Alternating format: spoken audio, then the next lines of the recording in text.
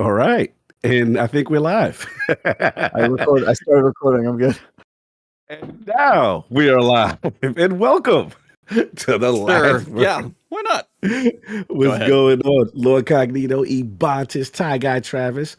Fresh on that Thursday evening campfire. Good to be back amongst my brethren. I missed y'all. I missed talking about this beautiful game before we get into You didn't miss us? Are you kidding? You were talking with so many fancy, high-name dropping people up there in the Northwest. You forgot we even existed. Psh, don't even need to hear about that.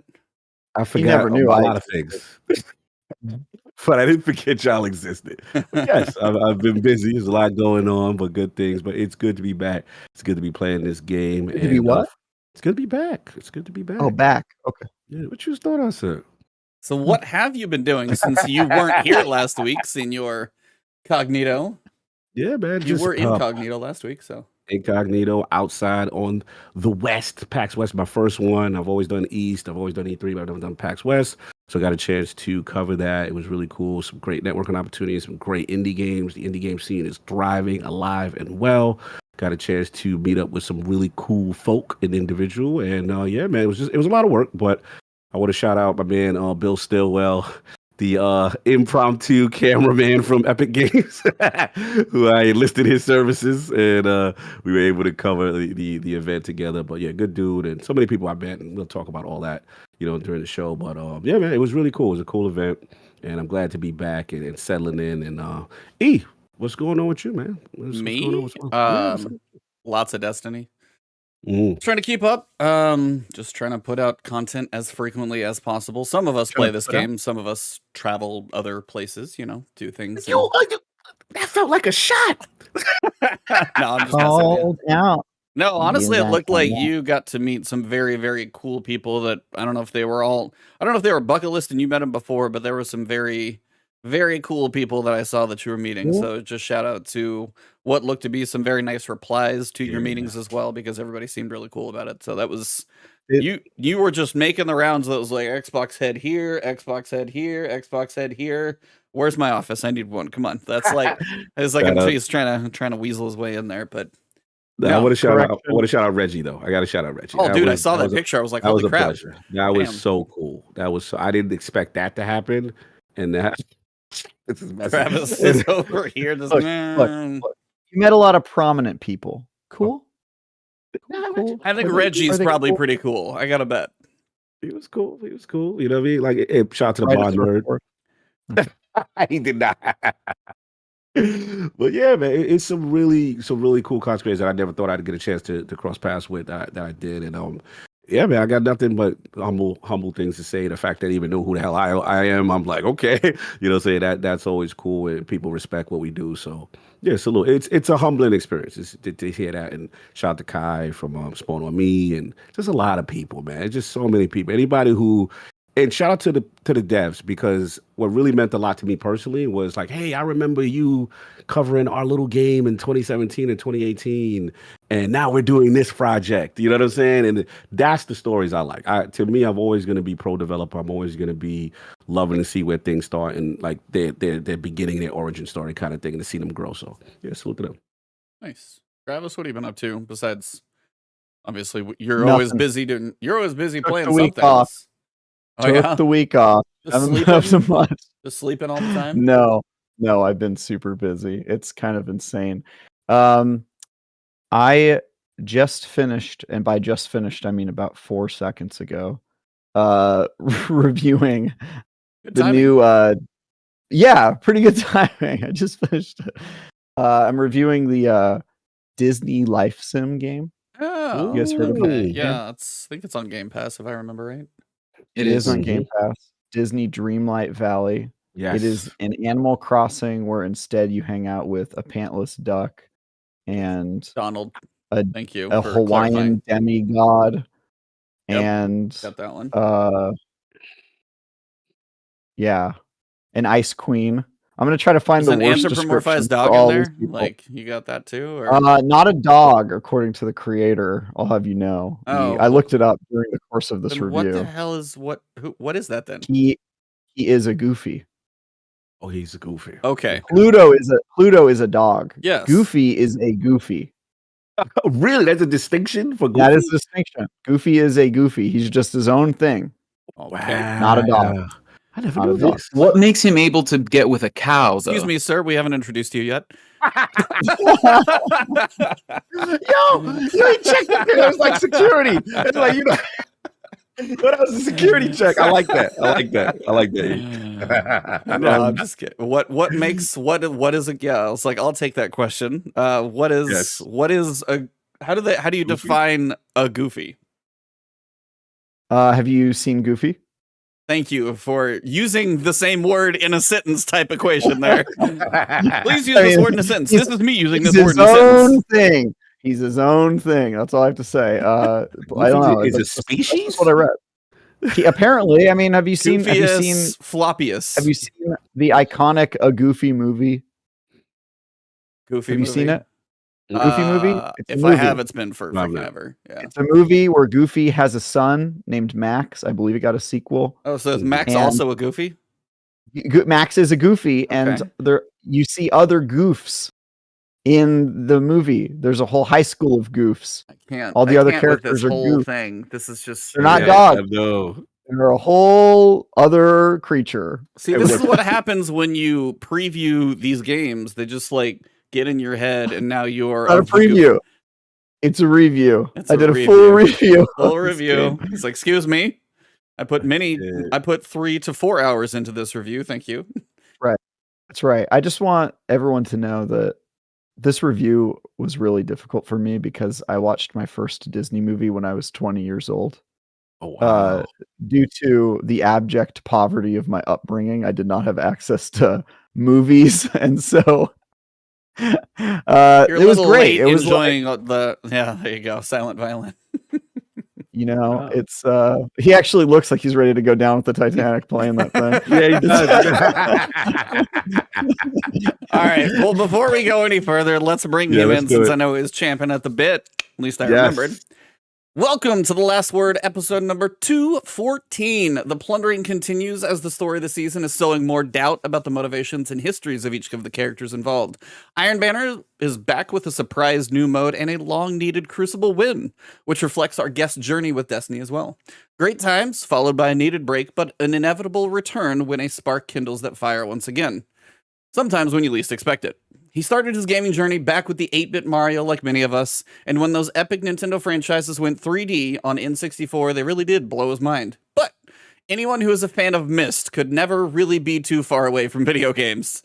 So let's welcome a man who knows nothing else matters when King Nothing is unforgiven, but he is the master of puppets, and might just sing a few bars if we can talk him into his wedding singer days. Someone who will likely be a dolphin in a future life, or will ascend and become a Buster Sword wielding cloud as an alternative. Hailing from the Orange Hurricane State and knows when and where to make his last stand, and sometimes impersonates Cognito in his absence.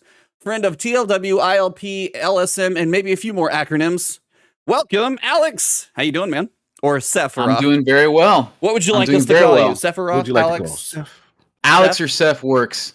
Either or, whatever is more comfortable. Can I call you Cephalus? Yeah. Do you have a scorching case of Cephalus? I do. Yeah, I've got it really hard. It's burning real bad. Yeah, I have a feeling I know where you got it from. I think it's spreading to my heart. And there it goes. Yeah. Thanks. That took. Yeah. I'm glad we had. How long? What's the time? What's the time? Not long enough. Not long enough. No, man. How you doing? It was great meeting you at GCX. You kind of put up with our lost episode technical difficulties that's out there, so you got to see a little bit of that one as you came in late. But how you doing? I'm doing very well. Thanks for having me. I'm really excited to be on with you guys. Yeah, GCX was a huge moment for me, especially meeting the three of you, meeting people that I've played with now for about a year or so. I mean, there was really nothing quite like that. And yeah, I hadn't pieced it together until you mentioned it, that I'm one of the very few people that was witness to the lost episode. Yes, you actually know that it exists, but I've butchered.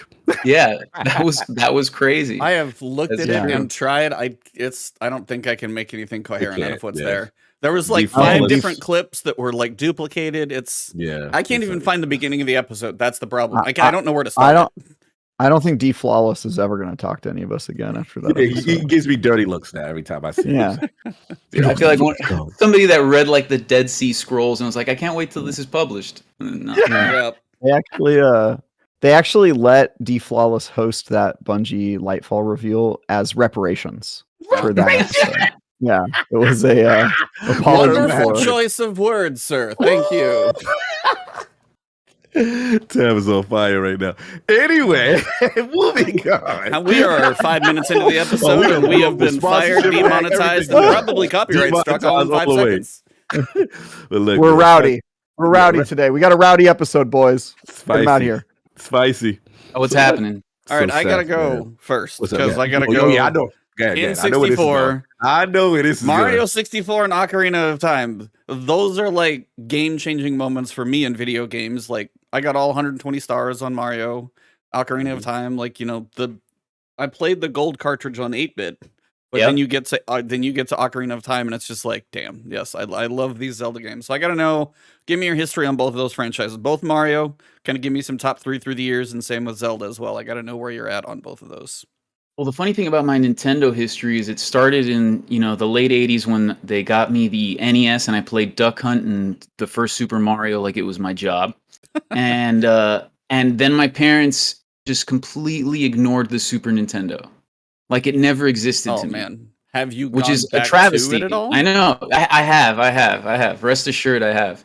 And then one phenomenal Christmas, I was given the N64 along with it came with Super Mario 64, and I think Wave Race was maybe the other game. Wave Race, right? Yep. That sound right? Sounds and I remember my cousin Eric from Indiana was in town, and we just hammered Super Mario 64. I mean, the first time you go through a 3D plane, only knowing 2D, especially 2D from the NES.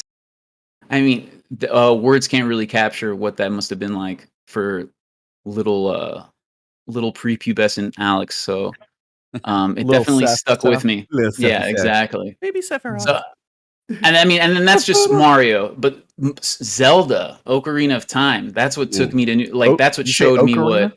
What do you say? Ocarina? I say Gyro. Is it potato or potato? Ocarina. The flute of time. Really. The musical instruments of space time. That really floored. And now I'm getting to play Zelda with my son, who's 3.5, about to turn 4 in January, and it's come full circle. I'll tell you that. That's dope, man. That's dope. Yeah. Is he better than you? What was that? Is he better than you at video games? Oh, by far. Start him early. I mean, got to get him in those esports at that young age while they still got the reaction time. I mean, he's 3.5 and he's already playing classic Zelda games, and my parents skipped the Super Nintendo, so that's all you really need to know about that. What was that about, though? Was it just like we got to act like it doesn't exist because we can't afford this for you right now? No, not at all. They just, I don't know. You know what? It was around the time my sisters were born. So I think that might have taken priorities. Yeah, priorities. Like, look, he got a Nintendo. He fine. Yeah. You good? Stay on that 8-bit. Oh, it's been a minute. All right, fine. I do have vague memories of going to like friends' houses and cousins' houses and being like, "What is that? There's a new one?" And just that was it. That was it. I think wiped it from the memory, but yeah, man, salute you. I'm surprised. Yeah, I left the door open for you. I thought we gonna have some chrono bonding. I thought that was might be a thing. Is there a Chrono Trigger bonding here?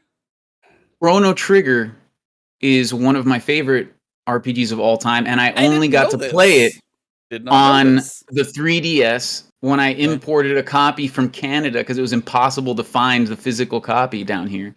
And it was only after I started listening to a few Nintendo podcasts that I was like, why do these people keep talking about this and some frog? And it's amazing. And here we are. I cannot wait. I mean, why is it not on the Switch yet? I couldn't tell you. Why is it? Yeah, that would be perfect for a Switch. 6 out of 10. There's still some classics that Travis. You said 6 out of 10? Like he just can't help but throw out reviews for anything that comes up. Just start listing off games. Donkey Kong Country. 8 out of 10. Ooh. That's not better than freaking Chrono Trigger. I'm sorry. Yes. Get him, E. Oh, What about Tropical Freeze? What would you give that? 7 out of 10. 10 out of 10 OST. Super Mario World. It's a 9 out of 10. I would have been like, it goes to 11. That's not the one where you're a cat, right? No. No, that's World 3D World. Super Mario 3D World Yeah. was actually insanely good. I played that with friends, and we had hold on. an This is a absolute fun blast. game. This is a fun game. We try. Breath of the Wild. 8. Okay. 8 VIGN score. Mass Effect 1. Spicy. What? 9? 9. Mass Effect That's impressive 2. for you. Also a 9. Ooh, they gonna come for us now, Trav. What you I doing? was like, What you doing, Trav? I was like, you just shot your own argument that I've heard forever. This is hilarious. Delete this part of the episode, E. Come on. There man. are degrees of 9. 2 can be a 9, and you can still compare them and decide one's better. I'm just giving you a score. Oh, let's look at spooky Mass fuss Effect now. Andromeda. 6. Hogue might disagree. All right, Degrees of Hogue 9, is by the way, is a wrong a great lot. title for your Hogue autobiography. is really bad wrong. Really Degrees good of opinion. 9. Wait, say that what you said about Hogue. I want to hear the spice. What you say? Oh, you said he might disagree, and I'm like, well, he's wrong about like everything, so not really a good point. We love him. What did you say, Alex? Though about the title of his? I think Degrees of 9 would be an excellent title for either his memoirs or his autobiography, Travis. Yes, I like that. I like that. Sounds too much like I'm saying I'm a 9. It should probably be called Degrees. What's wrong with that? 3. I'm just too high. Come Degrees of 3. I can give myself an honest review. I'm a, 3 out of 10 when it comes to personality. Maybe a 4 out of 10 looks wise. Nah, he bugging out on At personality. least a 4. Don't go too high, Alex. Keep it low. You guys are way too charitable. Come on. I'm a 3. I know my zone. I know my zone. You know your zone. Yeah. Anyway, well, Anyway, get back moving to the beyond. guests. Yeah, for a little bit. Get moving beyond that. No, finish your thought. I was gonna say the same thing. Oh, no. I mean, I just like good always to find another Chrono Trigger fan. We had Roman on here a little while ago who loved the game as well. It's just one of those for me. That's my RPG. Like Final Fantasy is like Final Fantasy 7. I was absolutely going. epic. I was letting you get yours off. But I was like, that was the one my brother played. Mhm. He played 7, he played 8. I remember seeing those. Chrono Trigger was mine. Like we each kind of had our own, but Chrono Trigger for me is just, it'll never happen, I'm sure, between rights and ownership and all the people involved, that I will never see like a legit remake the way Final Fantasy 7 is done.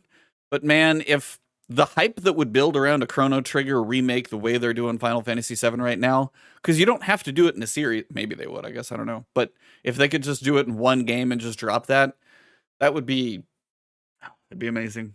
I could see it being a very, very cool game, like remade nowadays. What if they were a little more faithful and did it in like the Octopath style? You know what I'm saying? Like still with the 2D sprites, but you just kind of polish it up a little bit. Yeah, like keep the purity, but then that little slight modernization. Could see that. You know. Yeah. So I gotta ask my homie Seth. You know what I'm saying? First of all, shout out to you. You know what I'm saying? Our whole meeting was pretty dope. That fateful day in Butler, these 2 upstart youths pull up. You know, shout out to you. Shout out to DJ Oros, who are now officially clan members, and you getting into Destiny. We'll get into the Destiny part, but I did want to speak to you, just like how E had his bonding moment with you as far as, Chrono and the games you play, Nintendo. B, you got a bonding moment, particularly with Final Fantasy VII. And your namesake is based off of that. I want to know, like, when did that whole connection start for you? When did you really start to associate yourself with that game? What was the draw? What was the hook for the 7 crowd? Man, it was, the name itself was, I had to pick a cool name when the PSN came out, and no one told me you could never change it again. So that's honest to God where the name came from. And it was like, oh, I got to name it after the coolest and my favorite villain of all time. Here we go. Fast forward, 10, 12 years, and you can't change it to anything new or anything different. So it just followed me to every other console or every other platform. But in terms of Final Fantasy, I had a cousin who had a PlayStation 1, and I would go to his house and we would just do nothing but play that game over and over. And the funny thing about that is he's actually having his second child, and they're naming the daughter Aerith. Oh, that's crazy. That's what's up. Yeah. And I'm like, and I'm trying to tell him, does your wife know? Don't put that on that child. Does she know? Also, does she know what my name is, like online? Keep him away from that child. Yeah, exactly. And I told him, I was like, buddy, the last thing you can do is name me Godfather or anything like that. Like I'm out of the running now. Clearly. But yeah, that's just, great memories just playing an RPG of which its story I never really realized what a story in video games could be until that story captured me and just brought me to new heights. And it just felt like the culmination of my years of playing games up to that point. And it just stuck with me. And not to mention sharing it with a close family member is always special. Yeah, and the art. I mean, yeah. Jesus. Yeah, it's fantastic for its time. Especially Sephiroth's art. Sephiroth's Oh, art. It is crazy. Yeah, for its time, I remember just the backgrounds kind of being they stand out while the character moves around. And like you said, for I know a lot of the hardcore RPGs guys may mock it and say, oh, it's just when it became mainstream, and there's truth to that. You know what I'm saying? But I think it does hold weight in the fact that it pulled people into the JRPG scene to make them understand that there's these amazing stories. And last thing I'll say for me personally, and I had to ask you this.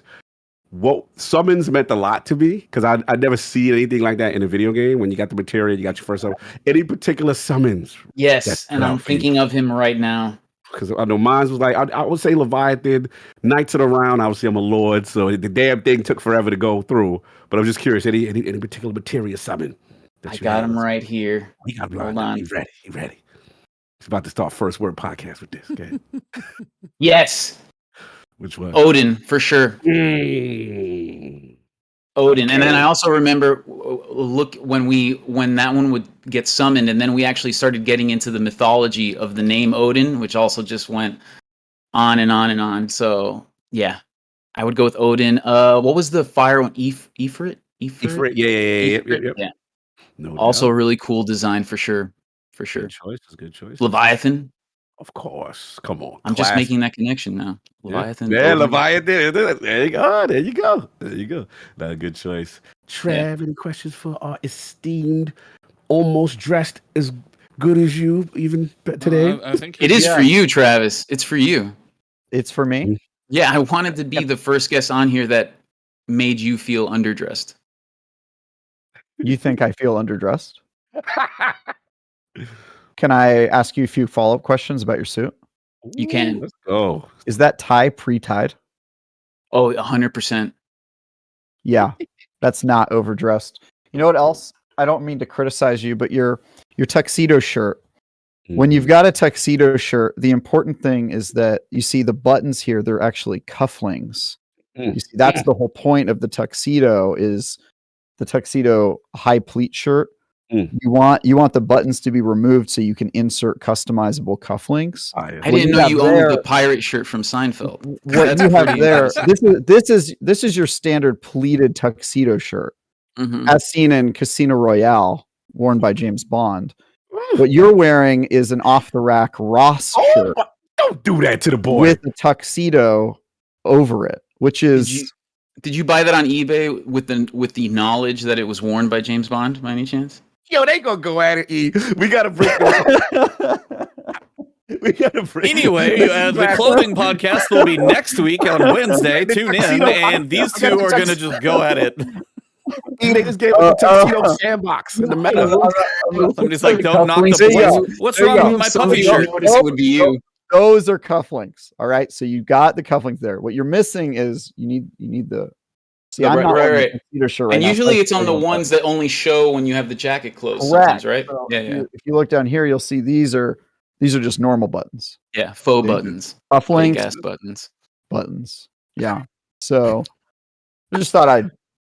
That you share that with Thank you. Everyone here and in the chat's a little smarter now for having listened to this. A little smarter, but I want some of that time back too. Anyway, Yes. Catch Travis 22. official though. All those is official. I've been to the crib. All that he talk about Travis official. Yeah, Travis He is about that life. We were like So stopping anybody by try to like come for my man. Yeah, we were stopping by hotel rooms, and you open the closet. There's his future wife's clothing, like dresses and stuff hung up, and then suit. I'm like, you're insane. Not a gimmick. We walked in the Florida heat to a restaurant. I don't know, half a mile away. He's like, man, it's really hot in Florida. Yeah, no kidding. You're in a suit. Did not take it off. He committed, even if it was stupid. He did commit. Man, I didn't really have a choice, seeing as I don't own any other clothes. You probably should look into a couple other options.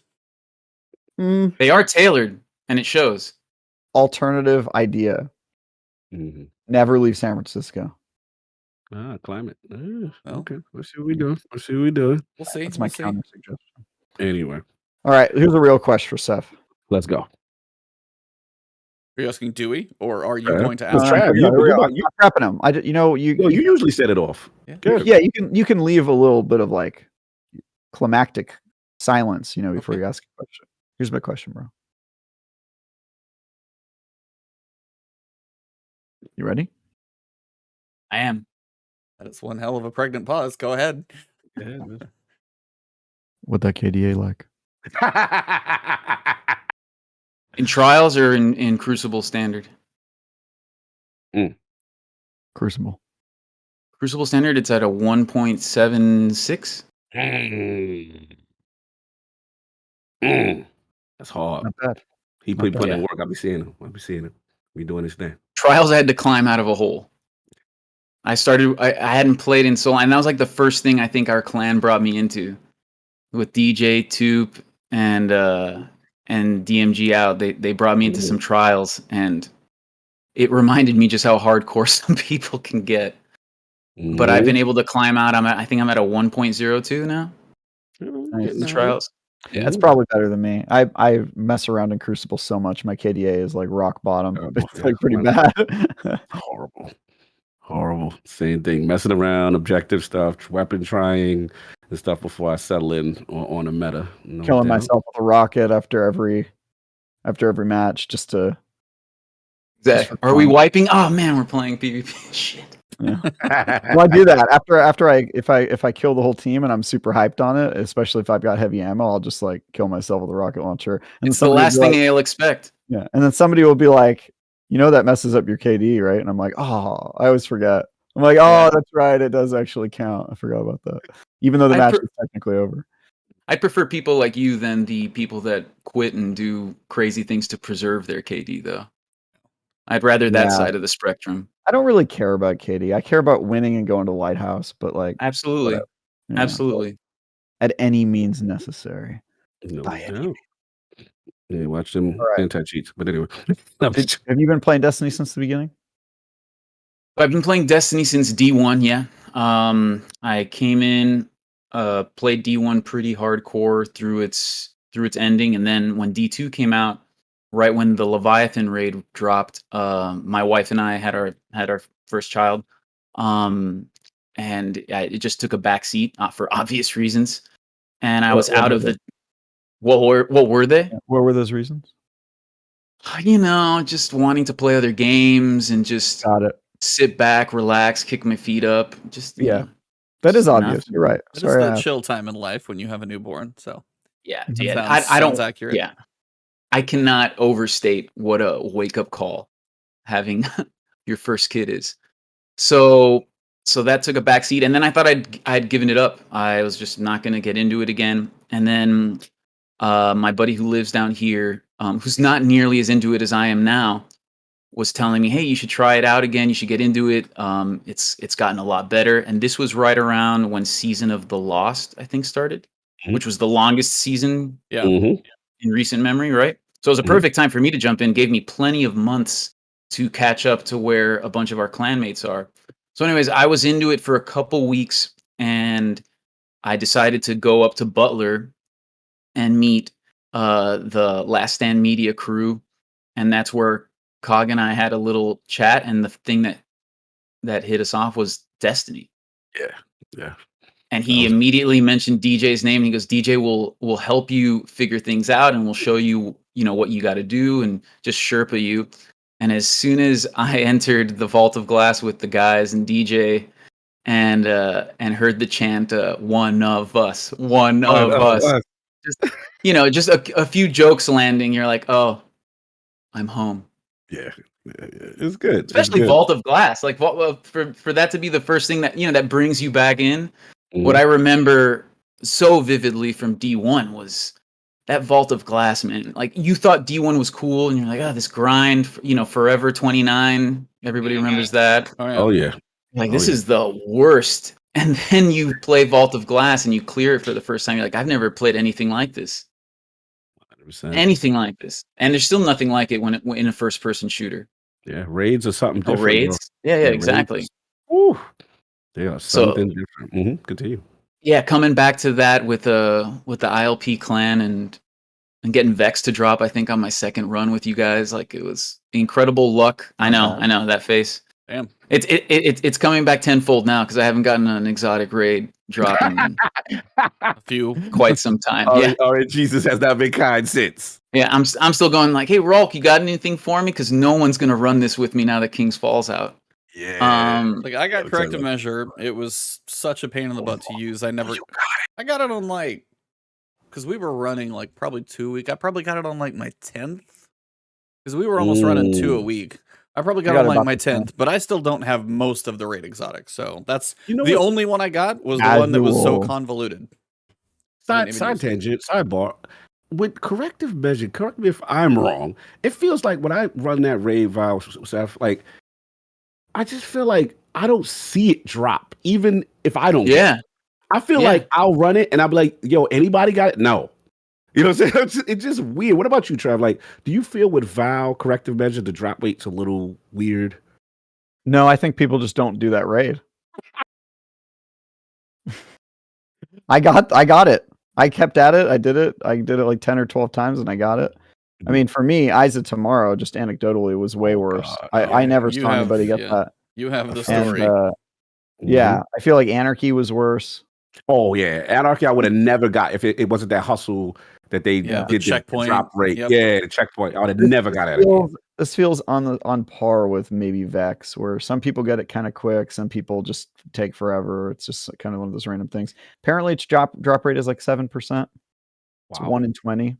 Yeah, eventually you can just do the calculations if you have enough data. If it was actually 1 in 20 and that was the end of it, I would like line up all these raids to run them 20 times. But when you ran 80 some odd times, I'm like, I gave up. I just stopped. Have you ever rolled a D20? E? No. Wow, you're a loser. And by that, I mean I'm a loser. Well, when you roll a D20, your goal is to get as high as possible, like a 20, and you want to avoid a 1. Mm-hmm.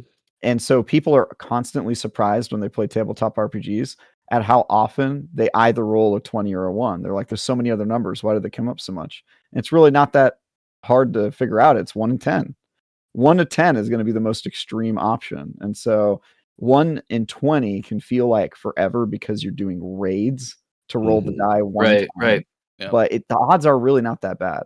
5% is not that bad.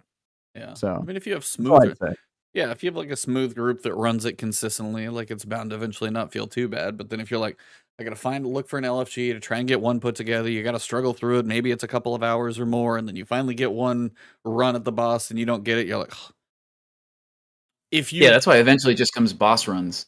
Yeah, absolutely. That's true. I'm probably going to get on that train pretty quick with King's Fall because I ran it once and it was fun, but immediately after that first run, I was like, that was cool. I don't want to do it again. Really? Because I've done that raid so many times in D1. Right. D2, it's sort of like, all right, I'm already kind of burned out because I was already pre-burned out on this. Like, I think I had to run Touch of Malice drop right in D1. It was a quest. It was a quest, I think. Oh, was it? Yeah. I think so. Yeah, it was outside of that, I believe. Yeah. I was gonna ask you guys, did you get your email for King's Fall? Like how many clears you had in D1? Yeah.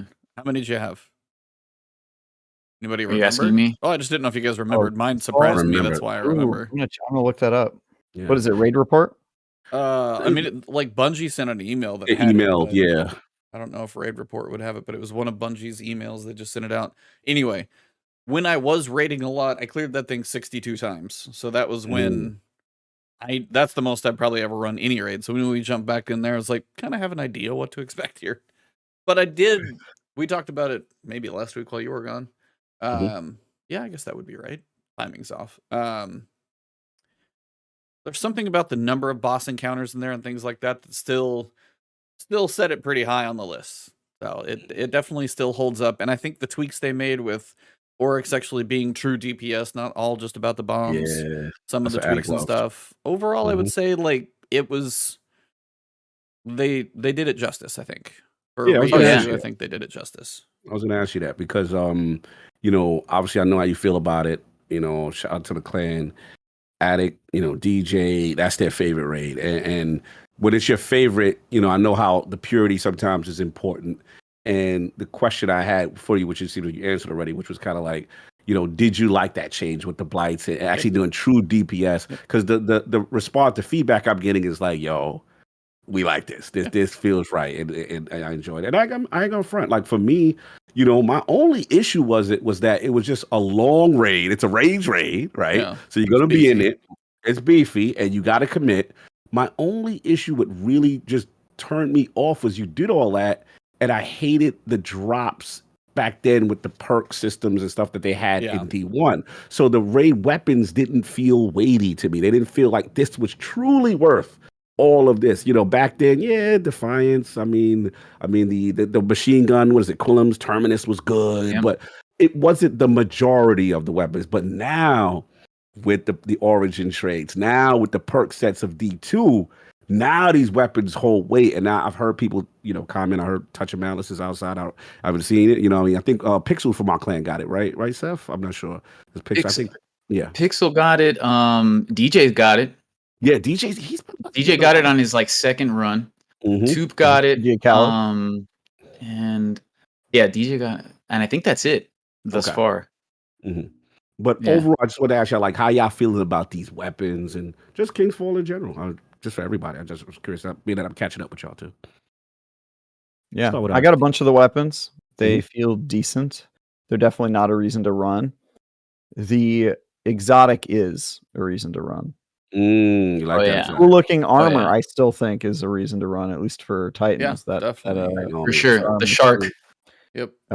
Shark face. But yeah, I mean, I'm probably gonna, if possible, transition to just fighting Oryx because it is a super long raid. You don't need to run it that many times. So I don't know. We'll see. I'm gonna hop back on. But yeah, to answer your question, I looked up the email and I guess I did 30 clears, which is really not that many. Yeah. That's still not like nothing though. Yeah. So feels like more. You know what it is those are successful clears. Oh no, totally get that. I did LFG a lot. There were a lot of didn't work out. So at least a couple of those clears took like 2 days for me to clear. You know, so people sucked back then in LFG. Yeah. You just get random people. They would just suck. It's so bad. Yeah, Seth, you feel it on Kingsfall now? They got a chance a little bit to settle. I mean, back in the day, it was. I mean, remember, it was the raid, the content drop that brought Destiny back from the brink. Hell yeah. So there's a lot of that tied to my memories of it as well. Like, you know, pointing at your friends and being like, I told you this was a good game. I told you got a little bit of a story, bro. Stop hitting me. But the thing about the this time around is the weapons are so strong. They are all, you know, top of their class, and with crafting thrown in, I'm totally with Travis on the fact that the boss run going for Malice, that is, you know, the end all be all. That's the goal. The problem therein is that you miss out on that red border guarantee, at least one. Yeah, you do it once. So you got a good team going. You can get it sub an hour. Yeah, because power creep these days is such that. I mean, there's a strat with sisters or daughters? You know, the one pre-Oryx. Oh yeah, if you put on you put on Gallahorn and Hotheads and Divinity, you just delete her. They melt. You delete them. It's so much fun. Oh yeah. Wait, what? If you do a Vorpal Hothead, one person's got Galley and then one person's got Divinity, they die what, 15, 20 seconds, maybe. Like, there's no question you one phase both of them. It's shout out to Ducky in the chat. Shout out to Ducky. He's a Thunderlord denier, but Thunderlord is good. I was gonna ask you guys, but we'll get there. Yeah. He showed us the way with the galley and the hotheads and the divinity the other night, and I'm telling you, like, before one phase each one, just done. I mean, we had time to spare for spoils farms. Like, that's I like this. That yeah. I like that's the new timekeeper, whatever. Run up, grab 3, nuke 1, run up, grab 3, nuke the others, like reload the checkpoint. This type of talk excites me. Let's go. Easy, nice and easy. Yes. But yeah, the raid itself, they did a great job. Oh, the other thing you miss out on, Travis, if you just go with the boss runs, you miss out on the phallic wall and the fun therein. Exactly. And if you run with a few British folk like I do in my clan, and they're together, oh man, that is no joke. Yeah. You're not getting through that, and you're not dying because of those things hitting you. You're dying because of them hitting you into those pillars. We have a good bunch. We do. Oh yeah. There are people that just live for messing with others throughout jumping puzzles, and we have a few of them, no doubt. Yes. Well, it was nice how they reused the basketball court, or they actually put it to use this time, since that's related to the Touch of Malice catalyst. It's a piece of it in there, so that was actually I think they did it justice. I would say they learned, kind of, and it's weird. There's champions in just totems. Yes. Nowhere else. Why? Yeah, that was bizarre. Why they're there at all is just weird. No, you're right. You just told him. Literally, right. yeah. It's the unstoppable that comes out. Yeah, the only other tough one are those knights that go to take out your bombs, but they're just damage trucks. Like a couple linears and they're done. Yeah, exactly. And no hive light bearers. Yeah, I know. I was like, I didn't expect it. It would have been a stretch, but I would have been cool to see. But again, like, the focus of Kingsfall is so much about each of the bosses. There's not really a lot of place to put to have, that size of a like that threatening of a distraction in those encounters. I feel like I would have loved to have seen it, but I also don't know where I would put them, except in swap them out for the champions on totems. I'd be fine. Everybody get to that mid phase of totems, be like, oh crap. Yeah, that's true.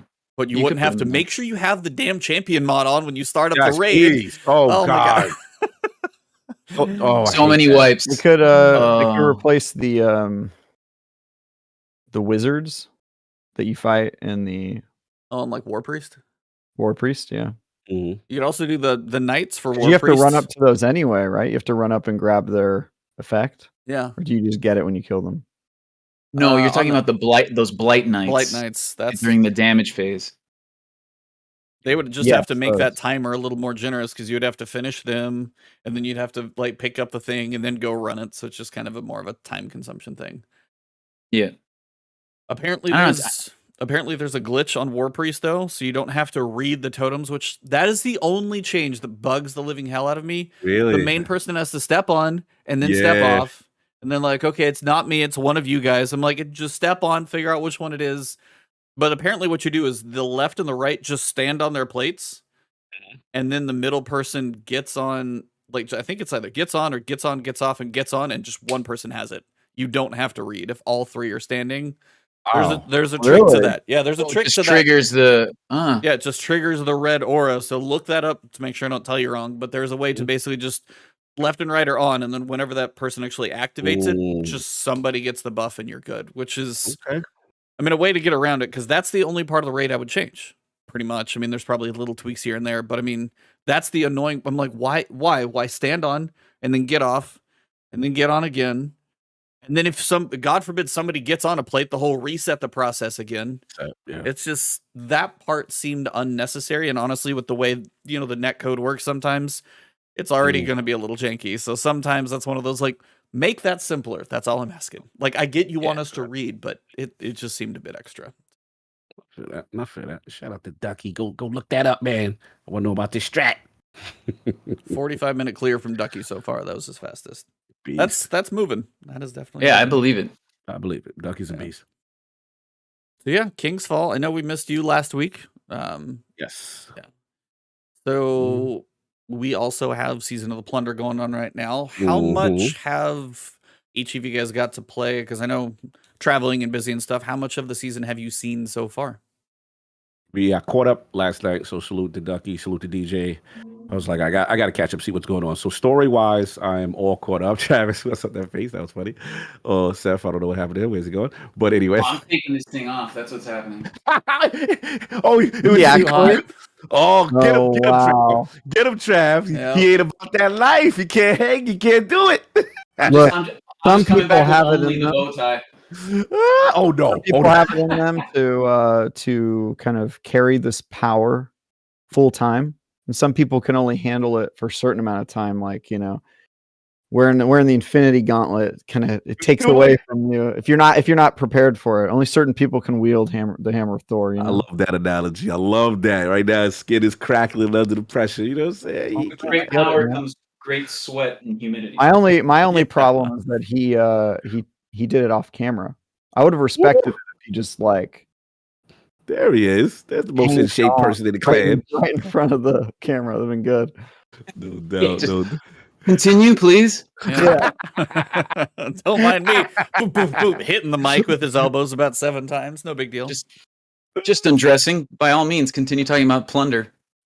Yeah. Plunder in that booty. Plunder.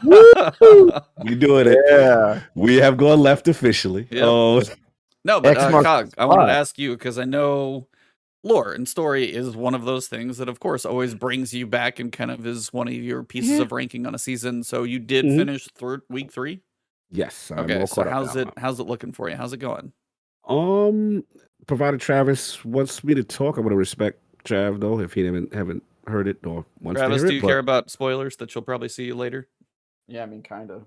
Yeah, he got it. So I'll speak in It's generalities. okay. This is the price I pay for not No, you good. getting my work done on time. Nah, you Okay. guys have done. There's times I've been behind. You guys have. I'll talk in generality. You're I will always say, behind. watch your mouth. Here's messy. Here's the thing. Your team is behind. I was excited about Mithrax coming in. I'll be honest, like I'm not saying I'm not feeling it.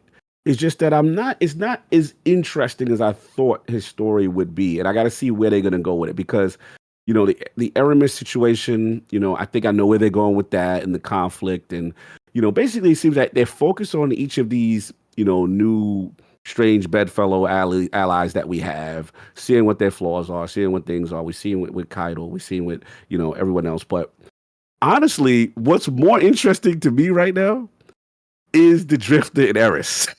Oh, That's more interesting to me. Yeah, those Like two I are great. want to know. Yeah, there is something going on, and I want to know what's up with that. A budding Because- romance, perhaps. man, that would be the weirdest date ever. But like to be a fly on a wall in the date between Eris and Drifter would just be such Voice acting, though. Oh I wanna man, feel- yeah, like those are some of I have- some solid choices.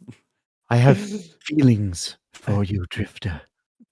And then he just looks lovingly in her eyes and he goes, "All right." Well, tell me about him. It's an interesting relationship, man. He But whispers yeah, to her, "Bring a Mhm. sword." bring us on. Gone 6 to midnight. I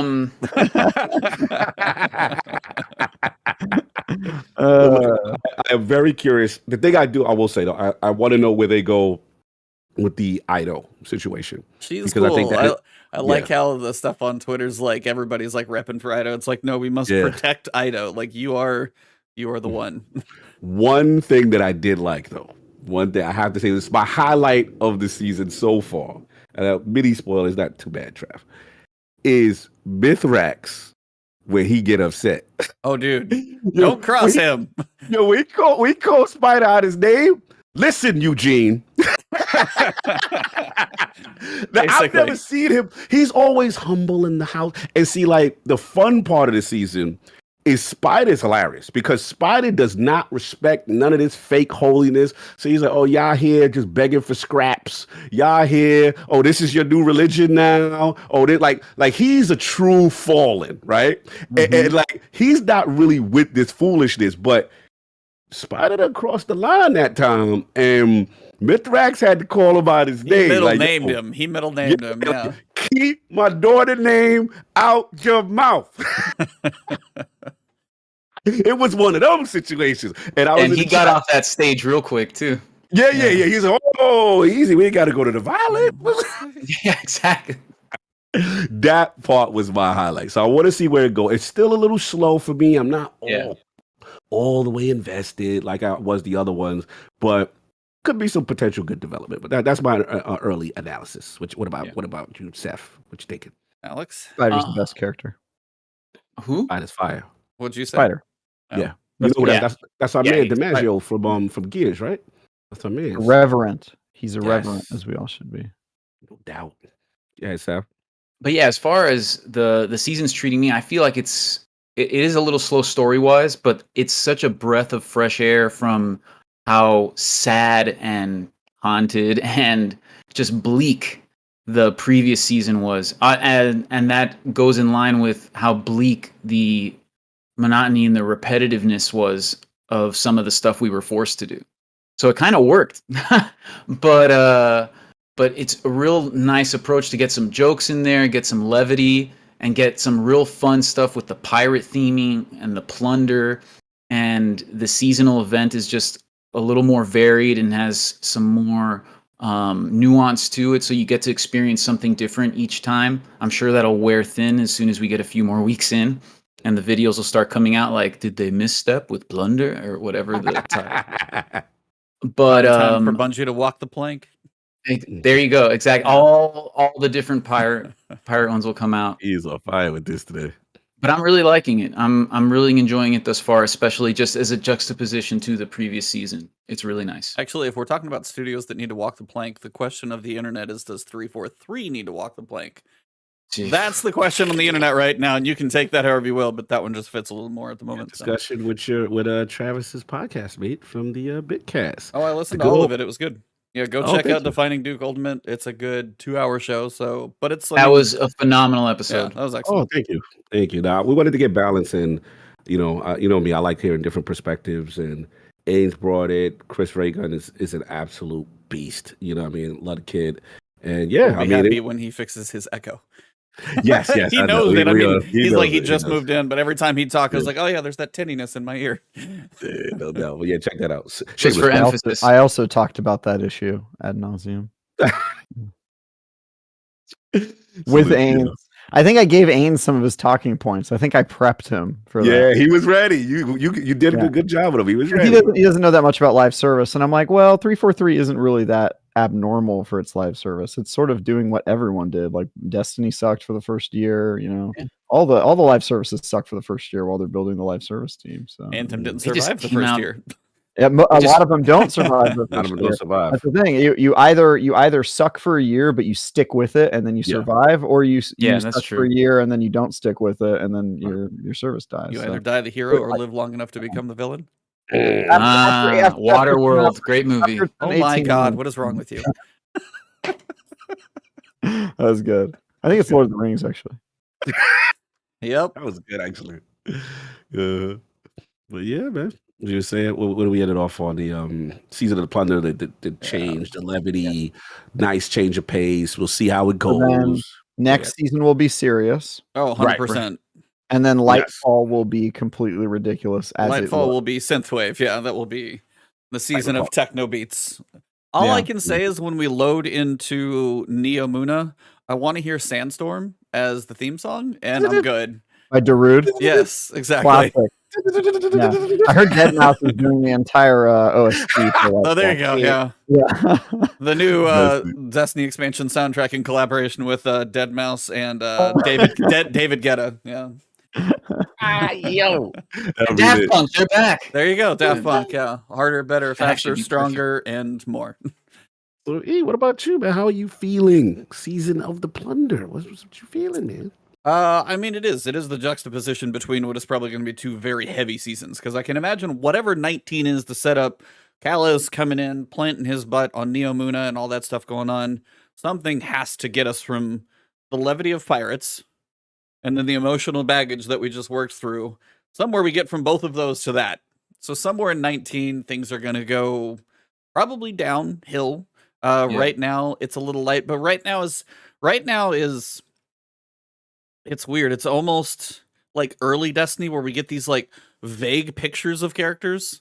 Like Spider, we're like, yeah, he's probably doing his not honest type of thing. He's, Ido's got this thing. Oh, there's that little blip of energy again happened right, and it was right where you were. So next time it happens, we can track it, know it going. So you're like, all right, there's some crates, there's something going on there. And it's like, okay, so you imagine, is Spider not being honest? And this is from week 1. Is he having some behind the scenes deal with Aramis? Is he working on these relics? And then the relics, now we figure out, are not great. And we had the Eris and Drifter discussion, which was all sorts of still epic. So you have all of these little pieces, but they feel like this. Right now, this feels like an entire prologue to a story. There's not a lot of meat on the bone at this point, I think is the best way I can describe it. And I'm waiting for that first hit of the season to happen. Right. And I don't know if it's going to be next week, because it sounded like the first 3 weeks with Ido, and now she's got this way to track whatever this energy signature is. Maybe next week starts something. But yeah, it is. We know Mithrax, or Mithrax, I can never spell that one, but I can at least say it. Mithrax. We know. Okay, you guys done? Mithrax. Mithrax. It's gonna be. We're gonna find out it's Mithrax. We're like, God damn! I got it all wrong. Mithrax. I don't think I can Mike say it. Thrix. Mithrax. Michael Thrix. Mithrax. But we know he's got a history that he doesn't want. Yes. But that line, somebody actually said it. I don't know if it was actually one of the bunch of guys said it this week. One of the best lines is, there's a history there, but he wants to be the one to tell Ido his history. He doesn't want her to see it. But if he waits too long, she's going to figure it out one way or the other. So he's got to kind of get on top of that. So it's kind of this building, and I'm waiting for the first crack in the wall of the story to finally open up and tell me something. Because right now we're building to something, but it's just kind of a whole lot of, hey, and then it's the weird way, like the seasonal quest is oddly short. Go to an expedition, go do this like 5-second hideout, which is just, let's make a lost sector look a little different this week. Yep. I mean, that's what they are, but as they are one-time uses, I don't really hold it against them for using that for one time. So, I mean, that seems reasonable, but it is that kind of, I'm waiting for the first actual story beat to hit, because right now it's just like, all right, so now we're just placing the pieces on the board, giving you the backstory in the D&D game. Nobody's actually made a move yet. Nobody's rolled a dice. Nobody's done anything.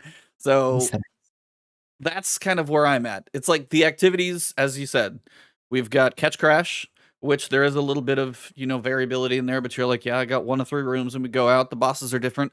I will say the trip mines this week have killed more people than I think any activity has killed people ever. Outside of drop pods, those I've seen more people dead on the ship deck from those stupid trip mines at the end of this week than I've seen in quite a long time. So that's entertaining. And then Expedition, I did the Nessus one, and you kind of get the idea. It's a loop. So yeah that's it. The loop is gonna get old, grinding for the weapons as it is. There's not the upgrade path. Again, we're seeing this like 2-year cycle of, here's your war table upgrade revamp thing. I'm just hoping they do something a little different come Lightfall, because it'll be 2 years of like war table upgrades. I think it's time, because that type of stuff is getting. And Travis is like, if they got a formula, they're not going to change it in the final 2 years. I think he's right. Yeah, I think that's what it is. I mean, that's the same thing as me saying we're not going to drop PS4 until the Light and Dark Saga is done. Just whatever's working is going to get them through the Light and Dark Saga, I think. But it's not a bad season. Very different than last season. Right. It's not a bad season, but I'm waiting for the first story beat to drop before I can really judge it, because right now I just feel like it's just setting pieces on the board. So that's where I'm at it. That's all of Destiny. I mean, that is a lot of Destiny. That's not wrong. It's just setting pieces on the board, not doing anything with them, not taking any pieces off the board. That's Destiny. Yeah, man. I can't handle the upgrade paths. The weekly upgrade time gated. Here's your 2 tokens Oh and my pick 2. God. Yeah. If it wasn't time gated, I feel like I'd be playing a lot more. Or I'd Yeah. be trying to play a lot more. At the time, it's like, well, I'm not getting as much out of it as I could because I still got to unlock some of these freaking things. Well, that's Right. the thing. This season specifically Yeah. is set up to where I'm like, I don't even want to focus at Engrams yet because I know I'm going to be able to get double energy later. So if I can at least get double energy later, then focusing is better. So right now I'm just like, Yeah. what? You find yourself pushing things off. Yeah. Yes. That's Yeah, that's a good point. I don't like that, you know, when it leaves that bad aftertaste in your mouth. I'm like, why am I not? Because it's like, because I know it's there. I totally agree. And that's why I was like, I would like to see that kind of change in the war table somehow, some way. I don't know if it's like do it over the first 3 weeks maybe and max it out, but when it goes to 8, I'm just like, I'm good. No, it's a lot. It's a lot. And for me, it discourages one part of the bill that Seth, I like to be in the party chat, is I like to see, you know, what the meta is. And I like to see what the new perk combinations are and certain weapons. And you know, there's a couple of weapons I'm playing around with. And it's just like, man, I would like the ability, you know, to craft or start focusing specifically on things, especially with Volt Shock. I mean, the Volt perk or whatever it is, Volt Charge, Volt shot, I think. Yeah, like there's a lot of potential there. And honestly, the thing that's keeping me the most excited in the season is just playing with Arc 3.0. I'm really starting to get into it now. I'm really starting to get a rhythm to it, a movement to it. As a Warlock, you know, it's fun to move fast. You guys have fun. one of the coolest little melee warping balls. That thing Oh is, yeah, Yeah, that's sure. really so cool. so cool. And then, shockingly, our little Yes. thunderclap is still busted. It'll get fixed next week, but I haven't been able to really use that thing because every so often, if you're too close, it's just like slap. Yeah. No, I'm like, I want to charge this thing up, but I can't. So I get you. Did And you I've say been- shockingly on purpose? No, that was an unintended one. Good. Just dropped it in there. Yeah, man, that and the the whole amplifier mechanic, the fragment that actually kind of turns your abilities into a mini like blinding grenade launcher. There's fun synergy there. I like the little hammerhead shark looking exotic. There's I finished that catalyst yesterday. You got it, bro. That progression, bro. Dude, it's broken. Okay, still broke. I'm like, yo, I what think is it's broken going or it's on? oddly slow. I reset Gambit last week. Don't ask me why. I reset my Gambit. I have to ask you why. You I have to ask you why. You So was it can't, bet? you can't No, just but say, you guys literally almost described. You guys literally almost described why. It's because I don't want to go grind out the weapons yet. I don't want to go do expedition and catch crash too much right now because I know I'm gonna be able to be more efficient later. And then it was just this idea of like I still know I'm working on leveling up, and it just it had the double reputation. All of a sudden, I'd played like 3 or 4 games. And then I was like, I'm getting like 500. And every so often I would just like pop in and play a couple of games. And it just started climbing. I could have not played. But I usually have to get one anyway. And it just happened. I've played like the Strike this playlist. explanation so much. No, this is so funny. That's bad. Before I knew it, she was dead. I don't know how it happened. Yeah, I No, killed but I was like- killed her. I don't ask me why. That's I was like, I know when it comes to Crucible, I'm going to play Iron Banner. That was coming the next week. So I'm like, I don't want to burn out right now, see what that is. Then I'm like, I've done the Strike playlist for so many seasons to get the Pursuit weapon. Yeah.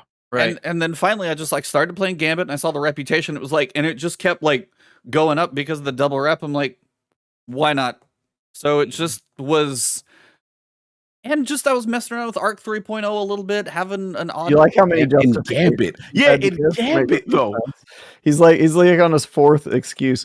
Hey, I never said it was a good idea. It just happened. How's that? Okay, I can't justify it. It just happened. You know, I'm Hi, gonna get you everyone. for your My name's birthday. Ebontis, and I love Gambit. Yeah, Thank you. Ebontis, and I'm recovering it. Gambit addict. My name is Ebontis, and I reset Gambit on week 2. Yeah. Hi, Ebontis. Hi, other people. All right. All right. Everybody say it. Cheetah on the field. For your birthday, I'm gonna get you one of those flagellation whips, so you can, Thank you. That's such just a awful Smack sounding yourself. word on top of just what it is. It I'm gonna just get is a the, bad It sounding really word. paints the picture. Yeah. Yeah. It's just also That way, those in between vices each that Gambit- get on your in between each thigh? Gambit match, you can keep the pain coming with a couple quick. Yeah. Yeah, it's killer. one of those. It's just one of those things. I was going, what do I? And then I knew when I got far enough along in the journey, then I was just like Stockholm Syndrome took over, and I was like, well, now I have to finish this. I'm just locked you in. gotta So I finish was it like, now 'cause yeah. you already got it. I was Yeah, like, I'm this far into it. I may as well just knock it out. What is it, like 4 points even per match? It's so small. No, I was getting to a point where I was getting like 500 on a win. No, but I meant as far as the delicate tune. Oh, catalyst yeah, it was like 4 progression. points for a win. Yeah. Ugh. Yeah, so it was between a little bit of everything, but yeah, it's just been kind of broken. I will say for you though, since you love your Yes. Ionic Traces and stuff, Yes. you set up an Ionic Trace blinding build. Oh. I was getting the kills in Surochi just to knock out the catalyst kills that I had to get. All of a sudden, I just had Ionic Traces coming everywhere. Coming Grenades, all the just way, like yeah. 4 or 5. Just not. You're gonna love when you get that thing Love it. done. And I got that. I got the helmet. Oh yeah, yeah. You're set. It's synergistic, man. I love Oh, it. that like that helmet. The yeah, spike my helmet. little- I call it the Statue of Liberty. I feel like I'm the Statue of Liberty. You don't think you I like it. Mm-hmm. If you ever see me on Gambit, maybe reach out and make sure I'm okay. Where did Yeah. they touch you? who hurt you? Show me on this doll. Please. Yeah. I can't. Show me on the doll. Where did he all right you? Where did he tell you it was gonna be all right? Where did he bring his sword? You pause. Stop that. How bad did that dick wall get I'm you? mad because I finally found one that works. I've been over at the wrong wall moment. Oh man. he just said fucking. He's in. Demonetized. Yeah, It's fine. demonetized. Oh, we should We call broke it E. Demontis. Demonetized. Montes. Shout out real quick, by the way, Zenthos with the 2 months of channel supporting on YouTube. Thank you very much. And a future guest as well. DJ Oros with the $5 super chat. Is that guest? is Oh that my Lord god, Cognito? I'm not coming. He's a guest, actually. Oh, That's what your wife. That's what your future wife said.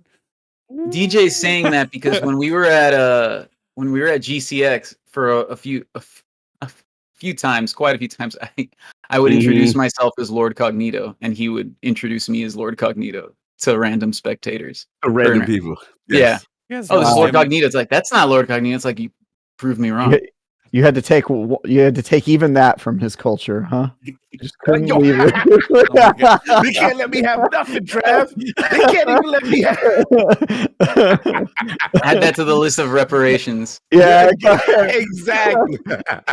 Identity theft. Done this episode. I would like to His face is apologize to all of the viewers and listeners of this episode. We have fallen completely off the rails, and now the train is literally on fire. We will I'm continue though, ethnic, so I'm good luck. Cuban, so I'm good. You just see Cog wandering around the GCX show floor singing "Wade in the Water." And you just-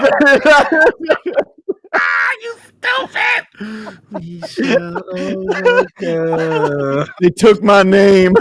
took everything from the man. Took everything. Brother. They took my Oh, For name. those of my you that are God. still with us, Yes. if we didn't lose all of you right there, Yes. Oh Moving on. my god. funny. no, I wanted to ask you guys kind of about like builds, exotics, and stuff that you have been having fun with this season so far. I would start, but I know somebody's probably going to take mine. So, Alex, you first. Yes. What is your what are you having fun with this season? What is anything with Arc? Anything just entertaining? Sure. Well, first of all, to go back, Goofy movie is a phenomenal film. How are we back there? I actually are just we Why are we back there? Better question. no. Honestly, the survivability of Solar is such that, especially with a new raid and people learning the mechanics, teaching people the new raid, et cetera, and I'm a Titan main, like you go in there and you pop on what I call Lorelei's helmet and you're good. You're unkillable, and it's great for getting people through and just taking over a few roles more than you normally would. So I'm really excited to play with the new arms that the Titans got that are going to get fixed in the next patch, I think, or in the next hotfix. So apparently they were broken at launch and they were like immediately deactivated. Then they brought them back for a little bit and they were apparently okay. Now I think it was Cacus or somebody. They're not great right now. They're apparently very weak. Like the extra electricity or lightning strikes you get from the arms don't even kill like red bars. I was looking in the comments. So they need fix. They're not in the greatest place right now. So yeah, our Thunderclap is not hitting the way it should. So I hear you there. Yeah. Shocker, a new season, a new Titan exotic has to be messed with or changed or whatever. Nothing new there. But as far I'll just wait for Nightfall, Strand comes out, and we suck in comparison to Warlocks again, so it'll be fine. Exactly. Meanwhile, Hunters get that chest that makes them you can never talk invincible. About Shadebinders still suck. Shadebinders, the distance on the freeze and then the distance on the burst, man. That thing is something else. I agree. Shadebinder. That you get terrorized by. Play some Iron Banner, apparently. Just described unkillable Titans. Like literally, we had that raid. Y'all run PvE, solo, bro. Cool. It's PvE. Okay, PvP. look, please look, because you don't like to own any of your OP-ness. I love how you don't own Titans. Trust me, I can throw hammers and long near as just run between sunspots. Killable. I get that. Like it's to the point where it's like Warlock shaming in the crew. Like they be yo, we need a Titan over here. Yeah, and then I step into PvP. And Titans are probably the strongest in PvE, but they're the worst. We are the weakest in PvP for sure. Right now, like I can't tell you how many hammers I've thrown that don't kill 90% of supers. I can hit you in the face with a hammer, and then the ones that explode, and you still have time to kill me. I have to hit you twice. Don't even get me started on that Arc Hunter, Invincible Arc Hunter. We gotta bring to the court. Bring that person to the court. Yeah, Hunters. Staff. Whew, I don't want to hear it right now. Staff is crazy DPS, and then they're just unkillable in between. I will not play Trials until that's out. It's pain. Bro, I have Forte out there with Rat King and all that Hunter invisibility on top of it. Oh, it's a mess. It's disgusting. It's pure disgusting. He's one of the people who wanted an ornament for Rat King because he's got that weird broken build. I'm like, no, leave that thing in the trash. Yes, I remember. A mode predicated on my ability to be able to see you and shoot you in the head, and you can just leave, and I can't. Leave radar and be damn near invisible. Yeah, shout out to the Hunters. Eating well right now. Super well. No doubt. What about you, Trav? But yeah, to answer your question, I haven't the only arc one that I've really or any gotten my hands dirty with. Yeah.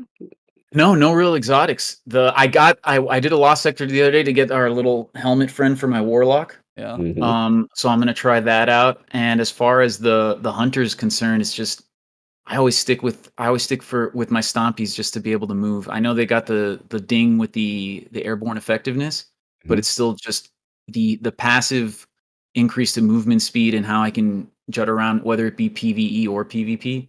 Mm-hmm. And throwing that arc staff down on the ground, that new super. Yeah. I heard the DPS on that thing is quite strong. Mm-hmm. Whoa. And throwing that straight through Oryx's chest when you're out of ammo. Mucho bueno.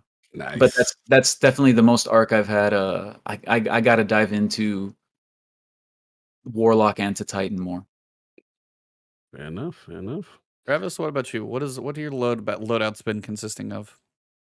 Well, I haven't played since the last episode of the show. So what were your loadouts consisting of? My loadouts last week were consisted of not using Arc because Resilience was broken still. Okay. Oh yeah, that's right. That's right. I was using Solar the first 2 weeks of the expand or the season. So I'm gonna try Arc tonight probably. I'm finishing. I just got to do VO and annotations for my video review for tomorrow, and then I'm gonna probably hop on Destiny and play as much as I can this weekend and try a new arc and maybe get into trials and see where I go from there. So it seems like they have fixed a lot of the issues. I think the Hunter thing is fixed now, and the Hunter invincibility super and the resilience is back. So it's probably a good time for me to get in there and actually start catching up. So yeah, I don't have a lot to add. I have not played a lot of Destiny since the last time we spoke. You good, bro? You good? Sorry. I also didn't read the TWAB, so maybe that will surprise me. You didn't miss much this week. TWAB was Yeah, really yeah, short. exactly. You didn't miss anything. Just some some art. Any sexy art? Did they hear my plea at all?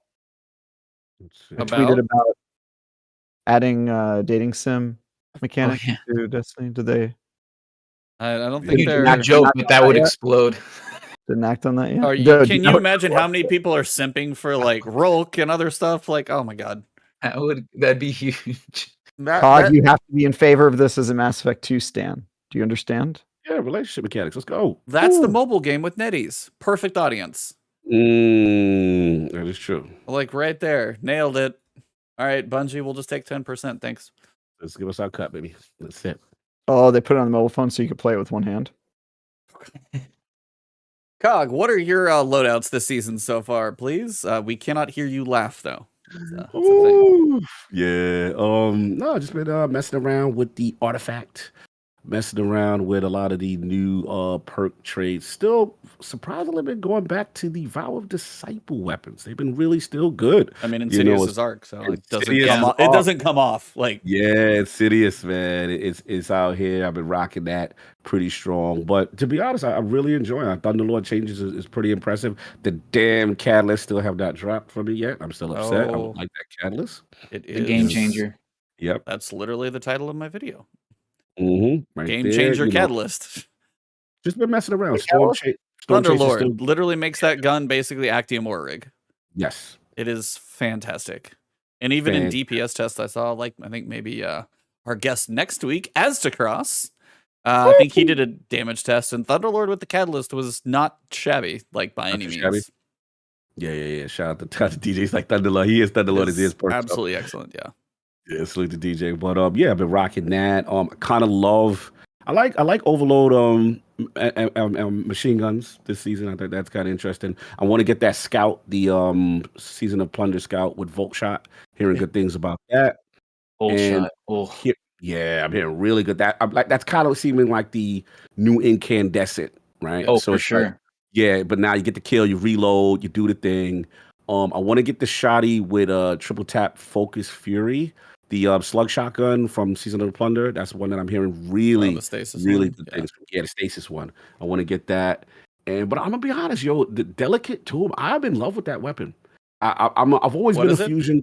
Delicate Tomb. I call it the Hammerhead shot.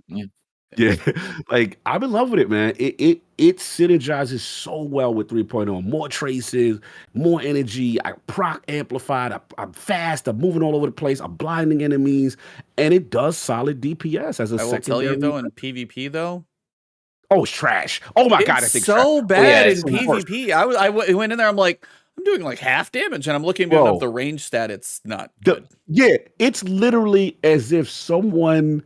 Like, it got nerfed before it existed. Yeah. Like, I'm like, yo, I'm literally like 2 character legs away from someone, full charge up, and they looking at me and with half of their energy, barely their shield gone. And I'm like, what is going on with this fusion? It's horrible in PvP. Yeah, that is not a PvP gun. That is not a PvP Tested gun. that one.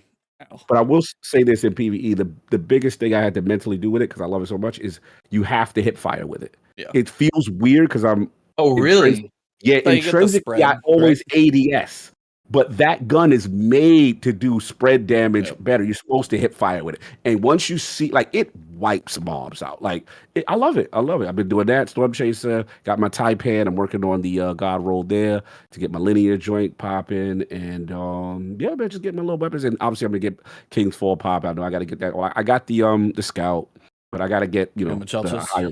Yeah, I got Chelsea's, but I want to get some of them good rolls. I'm really liking King's Fall so far. I ain't going front. Y'all know I'm a Volk guy, but I gotta get like King's Fall is really good. It's good that it's back.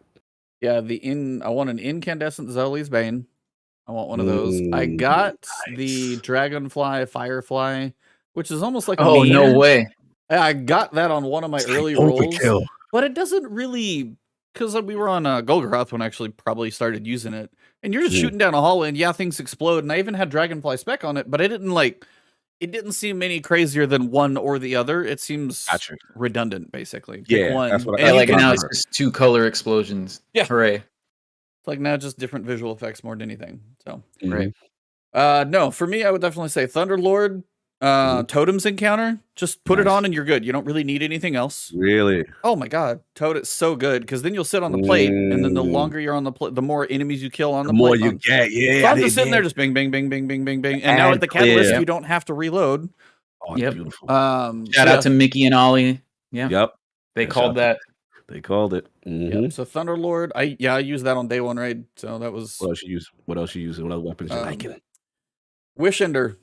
Hold that thing out. Ooh, how's it? Anti-barrier? How's it looking? Well, it'll one tap any anti-barrier. Master, legend, doesn't matter. Now, not one tap. It'll break the shield in one hit, one arrow. It'll just like an overload, single stun. It'll break a barrier shield. But the idea is it will triple hit. It pierces on entry. Maybe it wiggles a little in the middle, and then it hits on exit. I don't know why, because sometimes it hits. A lot of the times it will hit 3 times. Sounds familiar. That sounds like, so it's giving you Leviathan's breath kind of energy, because once they buffed Leviathan's breath, that's what it's doing now. Yeah, so you hit, they almost like a 3 lasting times. impression. Oh, that's sick. It hits.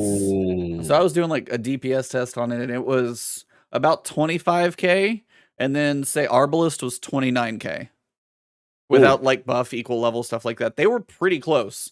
But Wishender, you never run out of ammo. Like if you were in a point where like, I need some okay DPS, that would not be a horrible option to just sit there. If you ran out of all ammo and you just had to shoot something, that's probably one of the best options you could have for primary DPS, because it hits so hard and it hits 3 times. I mean, I gotta dust it off. Yeah, I forgot. Yeah. So I was messing around with that. I did a video on that. It feels nice. I mean, you go into, because if you want to do the Pinnacle on Vox Obscura, I'll always go do the quick like load and reload the first 4 champions. Yeah. That first Barrier Colossus, just go shoot him on Master Difficulty with that thing. About 6 or 7 arrows, he's dead. It hits hard. Good to see, because I mean, they always, for how good that dungeon was. It's a 4-year-old trap. It finally got pulled off the shelf in 4 years. That joint needed a tune up bad, bro. They needed to feel pristine. I'm with you. It feels better. It's like Arbalist, there's still an argument. If you can see special ammo, it breaks all shields and all types of shields. So it's still, going to be a thing. But if you're not running like, if I run double linear, it's hard not to use Arbalist right now just because ammo finders and everything else. But if I'm running in a different way, it's just nice to have some reason to use it. I still don't know if it's like top pick in the slot, but it is definitely better. I will say that. And it can, in the infinite ammo sake, it can definitely hold its own for some solid DPS. That's huge. Yeah, that's huge. Over our Arbalest option, especially with the anti-barrier. Arbalest is hard to beat just because I feel like it's almost faster, but if you run out of special at any point, you're out. And then that's when Wishender just keeps going. So. Yeah, they almost made Arbalest too good. Yeah, in a way. At some point, it's probably going to get nerfed a little more, and then Wishender might be talking again, because I feel like Arbalest still has another nerf coming. Yeah, like you said, with the linear heavy, and you run one linear finder. Yep. You're set. Yeah, and with Taipan now, like Taipan with that triple tap firing line, done. Hold on, I got to shout out. I keep forgetting. Legend of Acreus is serious out here. Have y'all been using Legend of yet? Bro, it is ridiculous with the trench barrel. And you are melting bosses. Now, granted, it's situational because, of course, you're dealing with you're dealing with a long distance boss. It's not going to work. Anything that is chunky, that is a boss or whatever, it's feeling the wrath. Acreus is serious right now. Please, where are you using? Because I'm trying to make sure that would be so many scenarios. Like helpful.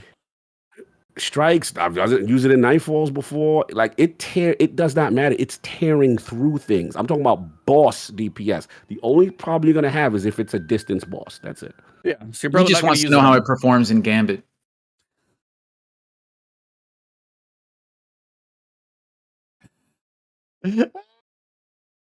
I can't say anything. I earned that, so that's fine. It does. I just can't recover after that one. I'll just go ahead and hang up the headphones, and my part of the show's over. That was good. You're on your 4th reset, right, this season? Yeah, I'm number 4 now. Yeah, you're dead on. No doubt. Just want to give accurate. Please tell me y'all rocking that forbearance with that chain reaction.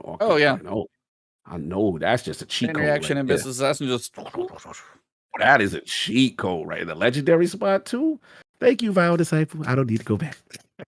I'm one away from like submission, and I just want to go back and get that one just to complete the frame. Right. And there's a couple other that I probably need, but like I'm one away from a frame, and I'm like, I could just like finish it.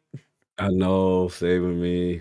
I've never got a good cataclysmic roll. There's a couple guns in there, but I got the Insidious. I got the ones I really wanted: Insidious, Deliverance, and Forbearance. Those were the 3 I really wanted, and I got rolls that I love with those 3. The one not to sleep on, if you get a Midas Reckoning with Reservoir Burst, keep it. Because the origin trait runneth over. If you stand near allies, you can get like a buff of 1, 2, 3, 4, or 5, and it will overflow the mag when you reload. Reservoir Burst counts everything from the top of the mag and above, so you can have 5 Reservoir Burst shots in a row. Wait, which one is mine? Why am I forgetting? That's what the fusion rifle from the Kingsfall the new fusion rifle. Kingsfall. Oh, And it's arc. So you would have like 5 stacked Reservoir Burst overflow shots. Yeah. Even if it's just a couple, you get multiple shots on that one. I don't know what all the perks are on that, but yeah, that one has definitely kind of a bit of a broken potential as well. Ooh, fair enough.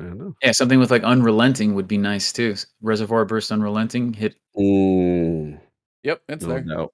And yeah, shout out to Ambitious Assassin. The changes have been really good on that upgrade. They helped that perk out big time. All right, I guess the last piece of the show, got to talk about Iron Banner. And then now. Blech. Jeff. You haven't played this week, actually, and I will say from what I've seen on a lot of out? Twitter, Yeah. Iron Banner Eruption is getting a lot of positive feedback from a lot of people. That's why I kind of said in the intro, it got a slight like Crucible W. Like there's one in the win column for Crucible in a new game mode because it's Eruption game mode they were talking about last season. It's basically Clash or Slayer, whatever you want to call it. It's all about kills. And the longer of streak you go, the more points you get for your kills. If you get up to a 5 streak, you are primed and you have 15 seconds to get a kill or you gonna die. So it turns, once you get up to that 5 streak, it makes you be aggressive. There's no sitting back, no sniping. He is perked up. You see that? You see the little? He's like that meme. Like, you remember the Vince McMahon meme? Yep. So, yeah. He literally did the yes. Perfect reenactment. Love it.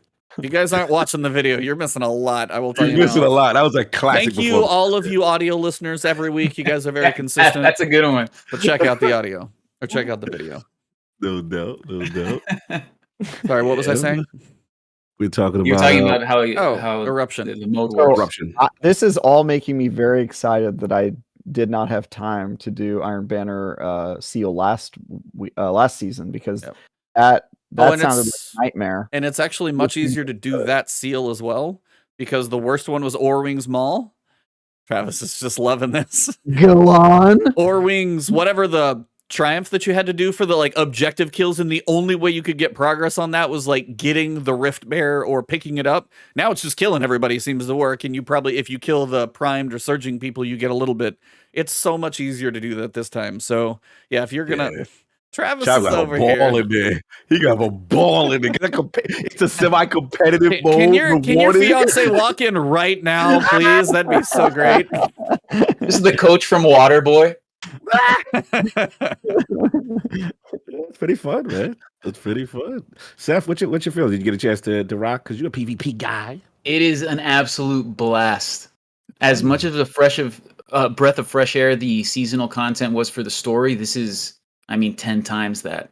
How stagnant has PvP been? How stagnant has Iron Banner been? And even with the refresh that we got last season, no one was really thrilled about it with Rift. It was just fun for a little bit because it was different. It was a novelty. But then the shine wore off that pretty quickly. And now with Eruption, it's just go, kill. What PvP at its core should be. And you're rewarded for going balls to the wall, and it's also a risk reward that you're looking at. I've had an absolute blast with it. It's been a lot of fun. Yeah, if you start slaying out, you're going to get ability energy quicker.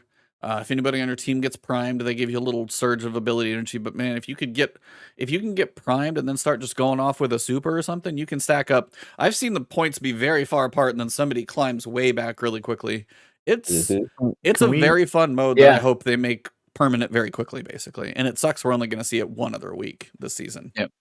Can we end the show so I can go play it?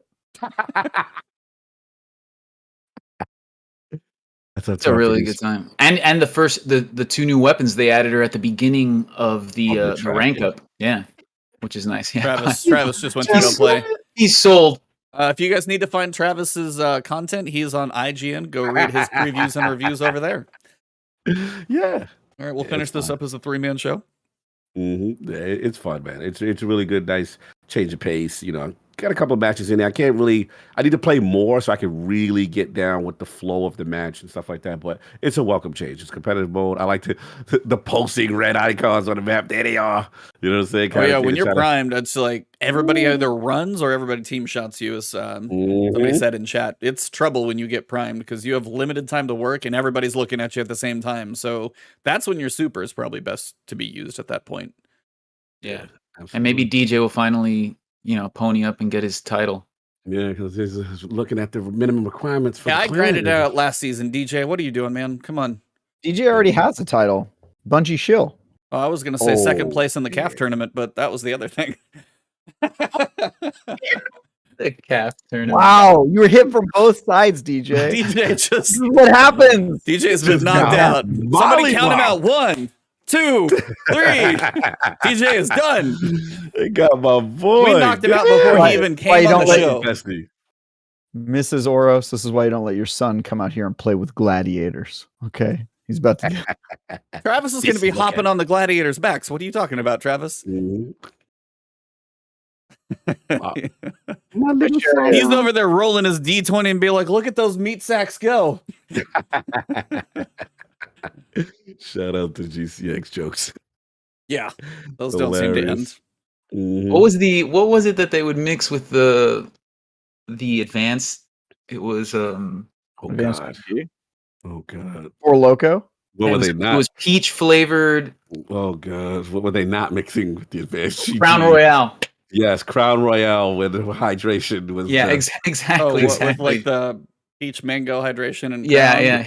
No, you do the lemonade. No, I could. Yeah.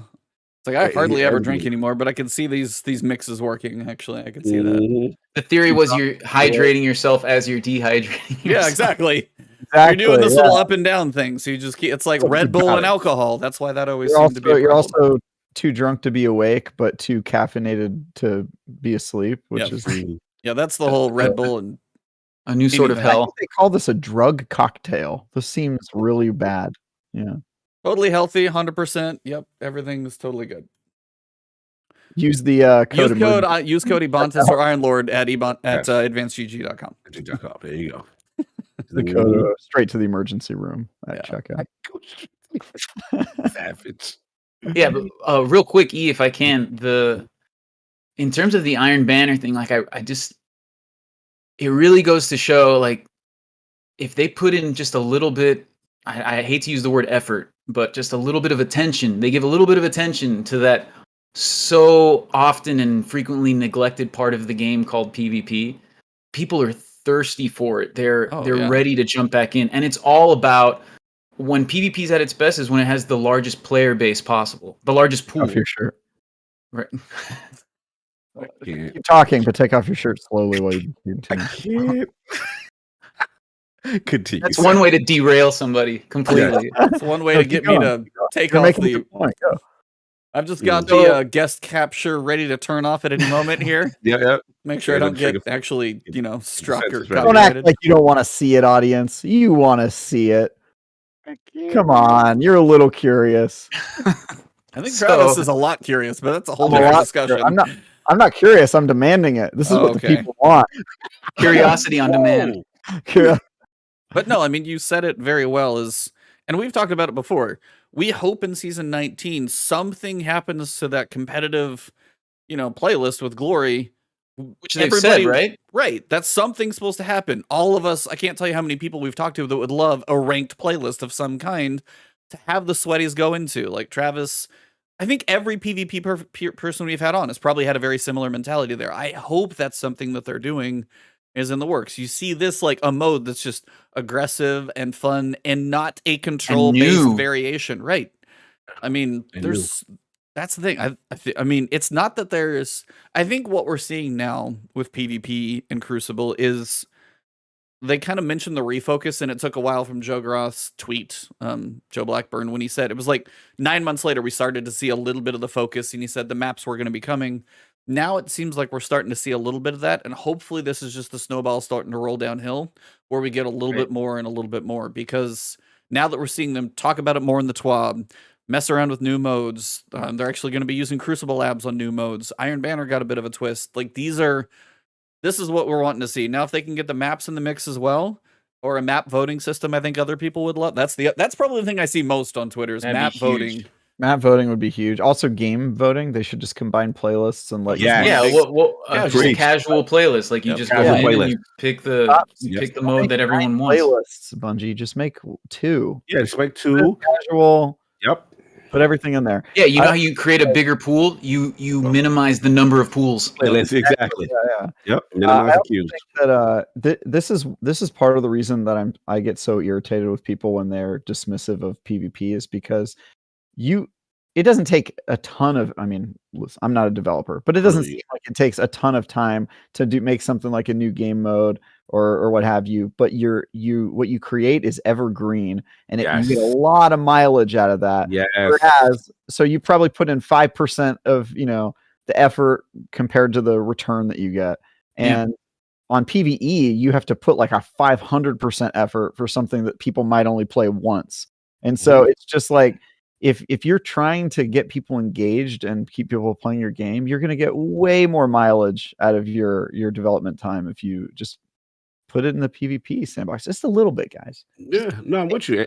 And to double down on your point, on the PvE side, there's so much content that's created that then has to go away because of a seasonal model. So you've now exhausted resources for a temporary time period that then is wiped out for the next thing, right? So it's just like, but like you said, like Travis said, like PvP is evergreen. Like if it's good and then you got that population popping and that gives engagement during these dry periods, these seasons, and they just got to keep with it, man. I'm hoping next season turns it around. Like as far as like they kind of hinting that something's cooking.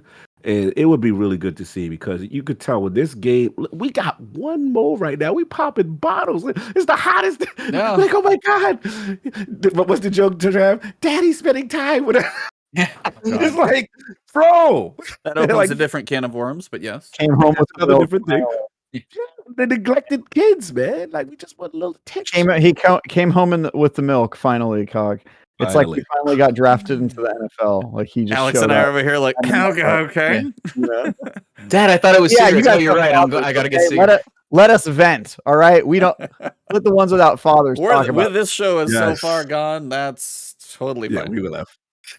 This is no longer the last word. It is therapy session with Cog and Travis. Yep, Cog, you go first. Why don't you share? Listen, man.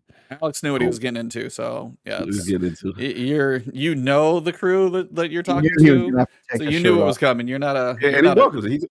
He's a perfect fit. Perfect fit. Alex, you already took one shirt off. What's wrong with another one? You know what I mean? Oh, great! How great would it be if I had the tuxedo shirt under this? The least you could have done is had one of those T-shirts that has a tuxedo on it. You know? Right. Exactly. Just paint it on. Yeah, paint it on. Yeah, absolutely. That's actually under my suit. I have a full body tattoo of a suit. It just covers my entire body. I'm dead. Yeah. So you're just never without it. Yeah. It's my birthday suit. Yeah, if you were a never nude, you'd be set. Perfect. You get your people. Yeah. Anyway. I like uncomfortable. But I mean, this excitement over one PvP mode. Yeah, that's the thing. They gave us a drip. Yeah, they give us just a little bit of drip from that hamster feed freaking bottle of water, and we're loving it. We're swimming in it. We're bathing in it like we haven't had a drink of water in years. And it just goes to show that the people out here playing PvP and enjoy playing PvP, whether casually or competitively, are starving, are thirsty for content, and we'll take anything we can get. Mm-hmm. And then, man, when they bring back like questionable maps, that you're like, out of all the maps, these are the maps you bring back. Yeah, people are still stoked.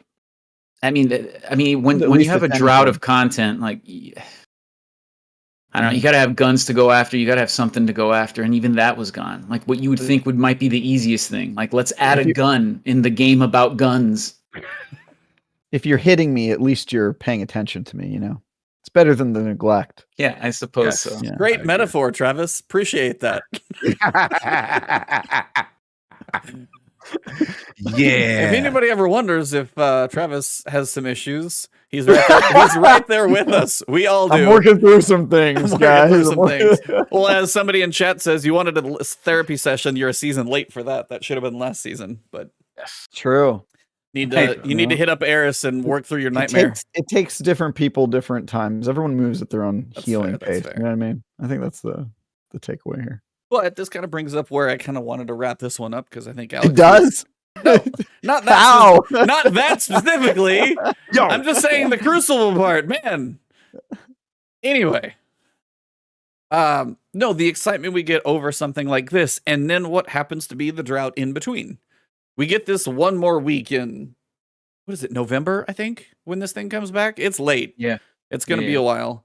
So we've got the rest of September, all of October. We're going to have Festival of the Lost. We all know we don't have high expectations there. We are going to be getting Gundam armor. So if you guys enjoy your Gundam anime armor, you will be getting that. But we get to this point we get the excitement for Destiny, but we have a longer season. We got 15 weeks this time. Now, I don't know if they're going to hit the February date for Lightfall. We will see. But the way things go, I'm not holding my breath. So we have these points to where how attached do you get to this game, and how, because I know, Alex, you said when I asked you kind of that question, just the way the game can almost get to be an addiction, almost be too much at times, making your way to step away. I was trying to prop that up so you could kind of talk about that, because you had mentioned that it's just like, in the times where it's good, it's great. We all love to want to play it. And then it'll get to the point where seasonal story will be done at about week 7 or 8. Festival of Lost may come in. Well, that might be good for shorter time for the addicts like us. And then we get like Iron Banner one more time. You got this downtime. Where do you find Destiny when you get versus like right now versus the end of the season? Man, it's tough because it's a double-edged sword, because there is a certain amount of good to gain from, okay, I've totally done everything there is to do. I can move on to other things. I can go play other things. There's only a million other video games out there in the world. There's only a million other hobbies that I'd like to take part in. But by the same token, you want to have it's a balance that you have to strike. You have to have something that keeps people coming back, that they don't finish that they can't finish right. I don't envy the devs at all, because this is the problem of Destiny. You give them too much or too much to be able to accomplish, and then they're done and they're out. Or if you stretch it out too long, people complain that it's too much of a grind, and so on and so forth. But as far as the addiction concern part that you brought up, I've definitely felt that at times, that you finish a night where you have nothing to show for it. You're bleary-eyed. It's 4 a.m. And yeah, you had some laughs with your buddies, but you have work in 2 hours, and you're like, what did I just do? Mm-hmm. You know what I'm saying? Real talk. So it's not an often broached subject when it comes to Destiny, but I think it's a real thing, and I feel it all the time, especially with my son. And then I feel it. All of a sudden, I'm in a bad mood, and I don't have time to play with him when he wakes up at 6 a.m. Yeah, that's not fair. That is real, man. I know I just kind of rambled there on a bunch of stuff, but yeah, absolutely right. I think I just want to jump in real quick, because I think that's accurately reflects sometimes my situation. And sometimes you get in there and it's like you want to be productive, you want to get stuff done, and then hours went by. It's like, man, it was cool with the homies, but what did I really do, right? Like what happened? And that's the conundrum, right? And we talked about development and stuff like that. Excellent point, Seth. I think what you said hits home, and I do envy them with that balance on how they handle it. But then there's a part of me that says I really don't like the time gating aspect, especially that's really rubbing me wrong, because it's like I do feel the person, like shout out to Ducky who's in the clan right now. Ducky go hard, right? Yeah. If you give the reins to Ducky, let him go, that whole board will be finished. But my feeling is that's his right if he wants to make that investment, right? So if I have the time, I should have the ability to make that investment. And it kind of takes us back to that whole seasonal model with the story and stuff like that. And it's a balance. I'm not saying it's easy, but it's a hard balance they have to walk. But sometimes I do get frustrated by that. I don't like all right, all the time the fun stops all the time. You know what I mean? And I understand the model and the monetization and trying to get people back and tune in next week. And I get it. You know what I'm saying? But they've got to work that balance. It's not easy, but that's just where I'm at with it. It is a struggle sometimes dealing with it.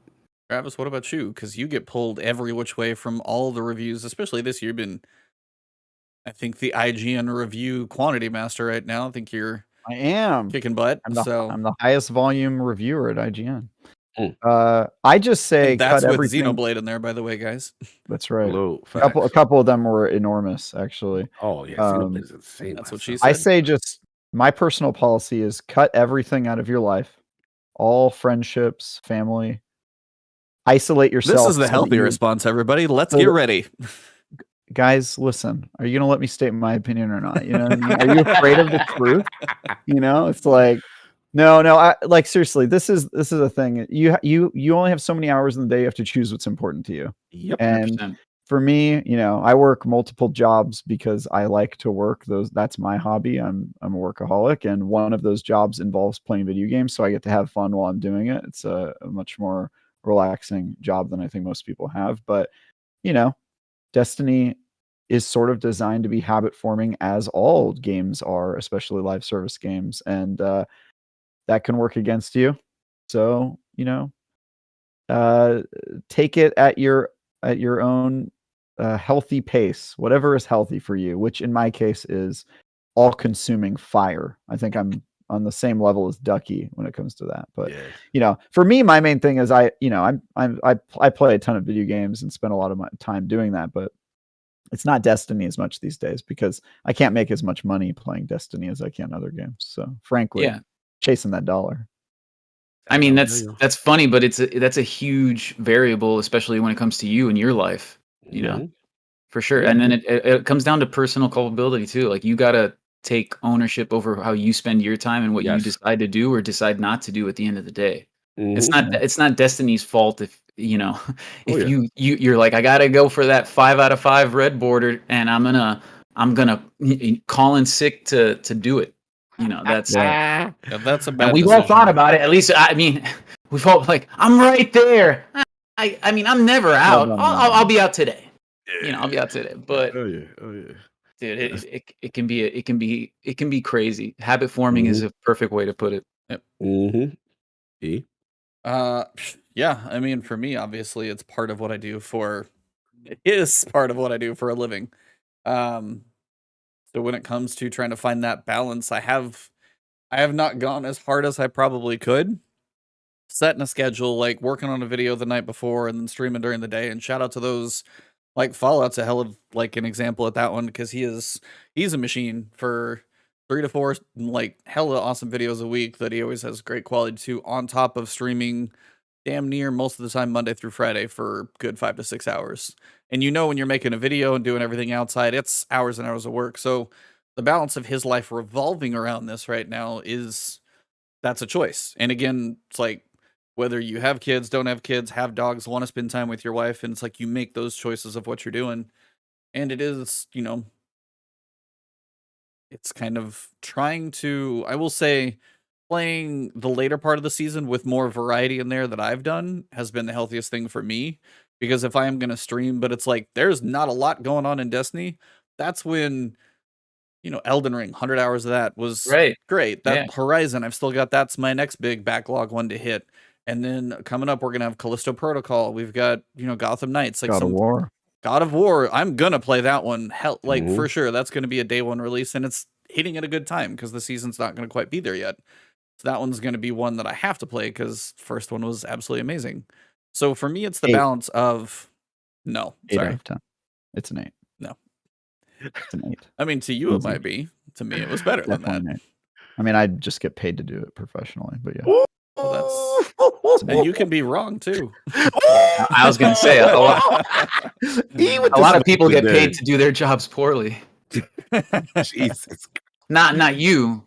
That's what I thought. Put some respect on my name. Right. Messy. I love it. But that, I mean, that's the balance of like, if you build a community and it's like, and they, you know, if you streaming, doing anything consistently, it's like, if it is just Destiny all the time, that is a dedication level, and that's where the variety helps a lot. But also just like go on the date night with your significant other. Go, hang out with the friends and play like a board game. Like do other things. Make sure you hit the gym. Like everybody, like find a way to be healthy, and that's something I've fallen down on this year between injuries and everything else. Like I'm not happy where I am, but it's like that's something I've got to get back into dedicating to. So it's trying to make sure your priorities for your life, as Travis said, as healthy as you can make it, and you have to decide what that is, but try and lean towards the healthier, not to the Travis's end of things if possible. Counterpoint, see if you can meld with your couch. I read an article about a guy whose skin started to integrate with the fabric of his couch because he didn't move. Those are called bed sores. That's what those are. See if you can achieve that level of dedication. That needs to be the next. If you can't, you are a casual. You're a casual. The next special edition needs to be a Destiny bedpan, for sure. I'm done with y'all right now. That's what you get. That's what you get if you get the seal that you get for getting max triumph score seal. The that's Teddy, that's for Teddy and you get a bedpan. Yeah. Broke the seal, literally. Yeah. They give you a bedpan and a body pillow to account for the girlfriend you definitely don't have. That's what they give you when you have max triumph score. Yeah, the significant other may have left you by then if your ass is literally part of your couch. So I think we've lost it at that point. And speaking of losing it, this whole entire podcast has been off the rails, but a hell of a lot of fun. No, honestly, it's absolute blast. Like, kind of figured it'd be. You guys don't see the pre-show chat. I'm not going to repeat anything that was in the pre-show chat, but I figured this is about how this one was going to go. And yeah, it was about right because it started just guns ablaze. Yeah, it was very aggressive in there, to say it nicely. Aggressive love. Aggressive love, yes. Aggressive love. Also a good name for your memoirs. Thank you. Yeah, that's your second book. That'll be the name of my memoir if I commit a murder suicide. Aggressive love. That Shit, with him right. All right, Chucky. Well, as I think that's a fair point. Do you guys have anything else you want to talk about? Anything else? Point to end the show. He's like, "Yep, and we're ending it." Like, I don't think this. What better note to end it on than? I don't think this one can be recovered. Those of you who made it through the craziness. Yeah, but anyway, as we tend to wrap it up, I know you don't do a whole lot of like content and stuff, but Alex, if you want to tell people where to find your apparently entertaining remarks on Twitter, or at least the jabs that you'll be sending Travis's way. On Twitter, I'm at AlexNuche, my full name. No handle there, just who I am. And before I go, I'd like to shout out my entire clan, the Iron Lords. You guys are the best to game with and the best to get through those horrifically long nights sometimes. DJ, Tube, Derek, Simple, Ollie, Mickey, Ducky, Buddha. Can I give a shout out to Simple right now? Can I give a shout out? Absolutely. Shout out to Simple. This week Xbox announced that they would be filtering out background noise, including. Is this your cereal person? Is this the chomp chomp? This is a guy who seems to have his microphone located inside of his mouth, and as you play with him, you will hear him just breathing Darth Vader style on his mic the entire session. And if you warn him about it, he will insist it is not you, even though you can see right on the heads up display that it is him doing it. The display will be telling me. The display will snitch, exactly. Yes. And all I have to say to Simple is that feature was made for you, and I think it might make playing with you bearable again. So I'm really excited about that. You also know when he's frustrated with you too, because you'll hear the just clear as day. Giant exasperated sigh inside the microphone. I don't know if I've noticed that because I hear that from everyone I've ever played with. Well, that's how everybody interacts. That's just their interaction with you naturally after a while. Yeah. Yeah. Any extended period of time that you spend with Travis usually is going to lead to a big exasperated sigh. That's How often do you hear that from D on a daily basis? At least 5 to 6 times, or Well, the problem with her is when I say some mouth off to her in some way, she just hits right back. She does. I will. Yeah, you guys didn't she's get a to fighter. see that. She is the perfect. You guys are a great match. I know, Cog. You didn't hear the He's whole fantastic. story, but no, she is the perfect one to keep you on your toes. Unfortunately, that I'm just the means one. you guys sharpen each other's wit, and you guys are just really just that much We're- more. But yeah, for you two to be with each other, it's kind of great. Don't invite us to your social functions. It will No, just you be- will lose friends when we'll that ruin the happens. day. They're great. Oh, and then lastly, I promise. Lastly, the shout out to my boy Jason Lopez, who's watching right now. He's the guy that got me back into Destiny. He's at Real News Guy, father of 2, so he has even less time than I do. Oh, there you go. And he's the one that during D1 he brought his TV over to my house. We raided together Vault of Glass side by side, and our wives were off in the kitchen talking. And Hawkmoon drops for me. And I start screaming at the top of my lungs, Hawkmoon, Hawkmoon, Hawkmoon. And you've never seen women look at me the way that they looked at me that day. Well, it normally was- it's just to ask you to take your shirt off. So that was probably a different look for you. Okay. Yeah, exactly. Instead of it was The disgust. Just what? Yeah, I had a very similar. to which my response was just Hawkmoon! Hawkmoon! It's your only word in your vocabulary now. Yeah, exactly. It eventually just devolves into was that the one bullet or magic bullet Hawkmoon day? yeah, man. was- Oh my yeah, god. He, that he was was on the right console then. Oh, he was on the right console too. Yeah. Ooh. That's right. That's Well, right. you had to be because You it know, wasn't Xbox on. Day, It we wasn't didn't- on Xbox. That's- So. Yeah, Man, Xbox sorry, didn't man, kinda- It got nerfed before it ever got put to Xbox. But Yep. I had a very similar interaction, Alex. I was talking about the Zur article. I was Zur, I got to find Zur after Zur, and my girlfriend just was like so annoyed at me saying it. She was like, "I don't know what a Zur is," like all upset. And I was just like, Well, I'm now he forcing has, it. now he has to do a video now, so that's even better. I have to do a video every week. Yeah. So now she knows what a Zur is. She also plays Destiny now, so it's a different time. Does she really? What's that? Oh like? yeah, she's a warlock. She's great. She's good. She's a good gamer. We met through the games industry, so she. Oh, that's she very games. cool. He's awesome. But yes, please go read all of Travis's coverage of all things on IGN because he covers all the things. Don't read my Zur article. Just do Ebontis's. You know what I mean? Thanks. This guy, he works for the money. Give it to him. I work hard for the You better treat him right. Oh, Yeah. Lord. Treat him right. What I do is I read yours as I'm listening to the video of That's each. actually, yeah, that's Yeah, the there you ultimate go. combo Yeah. right there. Because Mhm. mine has all the stats broken out. You won't find that on Ebontis's video. He's not going to list every I person. show the stats on screen, so they are there. I just do it in a more No. efficient manner than typing them all out. It's not search engine optimized, bro. Yeah, well, I know. It's a different thing. YouTube Yo, works a little baby. differently. I know. Cog, what do you got cooking? Any amazing guest, chill show, ILP, Defining Duke Ultimate, Last Stand crossover? Do you sleep? I did better this last week. I did better. I actually got some rest last week during the trip. But yeah, man, a lot of stuff going on, cooking. Yeah, Duke has been really rocking and rolling with Ultimate. We just did that. And a good Halo episode with Ainsley, like I said, and Chris Raygun. We just finished up a great Duke, me and Mr. Batty Plays. That should be up on Patreon now. ILP returns. I'm excited to get back with the homies. We finally took a week off. It was, obviously I was traveling, but you know, it was really cool. And now we get to really get back into the mix. A lot of news going on about what games are adequate or not on certain platforms.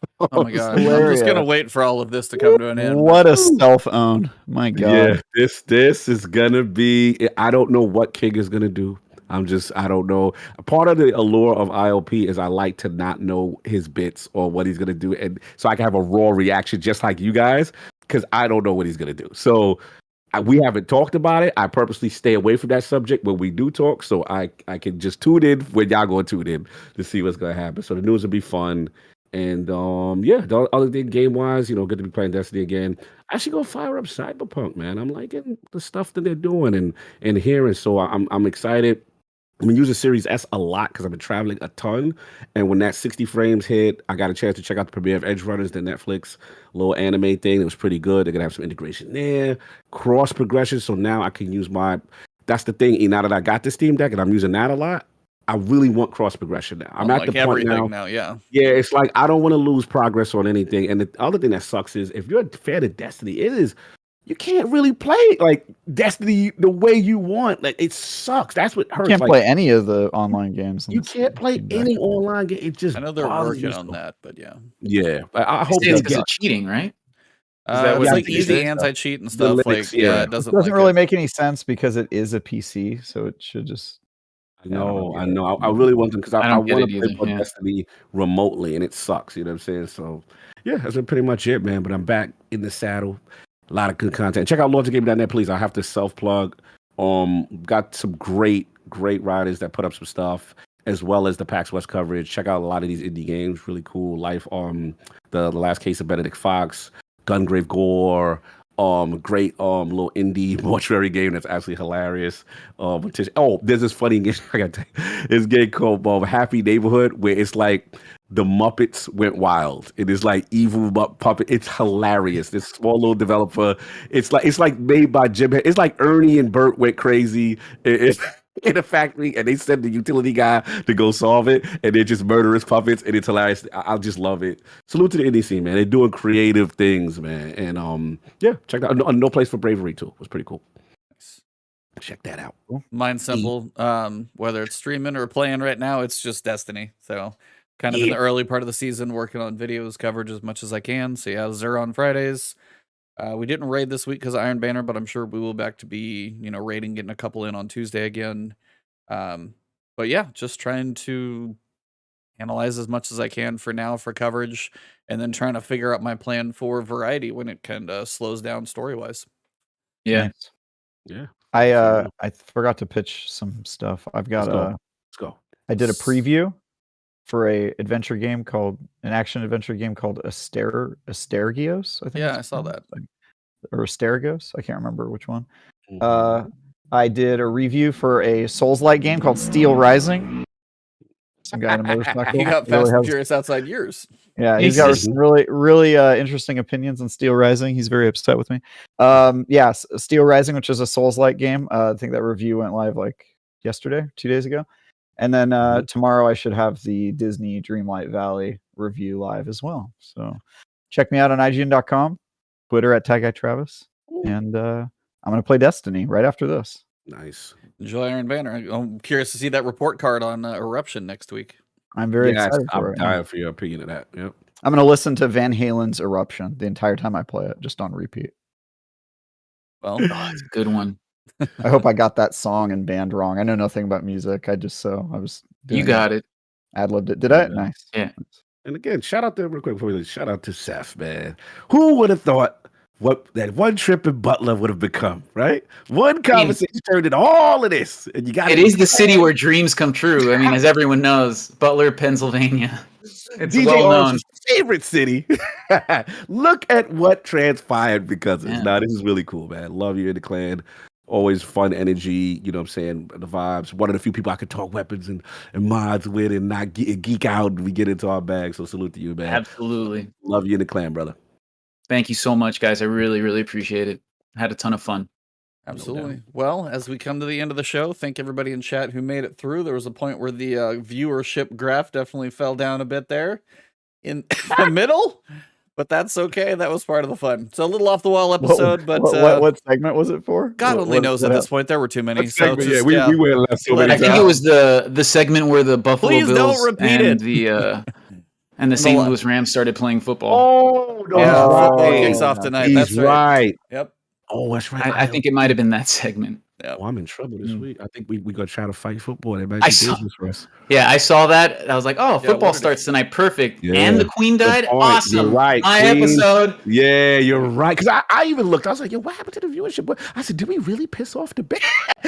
I was saying the good call. Good call. But I'm in the same boat because Sunday I think we're going to stay at 1. Plus, my homies, Travis, Haynes, Hogue. I don't want to interrupt and go back to 11. Those are my guys. So I think we're going to stay. People might permanently stay at 1. Wow. Yeah. Well, I had to talk to We Ames finally about- moved them away from our slot.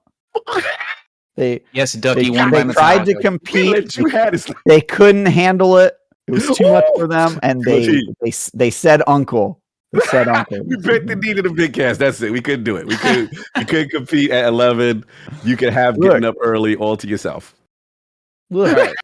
Well, next week we have, if you made it this far, which not as many have, next week we have Aztecross coming on the show. Should be a ton Following that, Huh? Good luck following this Aztecross. I mean, come on. Yeah, geez. I mean, I don't know how you could. He ain't ready, baby. Yeah. He ain't ready. As to who? Yeah. Ooh, it's gonna So be tune nasty. in for that one, and then obviously still going. I got a couple more guests, and then I'm going to be out the first week of October, so I'll get my first little break in a little while then. But for this episode, I think we have tried to end this thing about 4 times. Episode number 214. Thank you, Alex, for coming on. Absolute blast. Good to chat with you again. Of course, my co-hosts, Cog, Travis, keep being amazing. And for everybody out there, it has been the last the last word.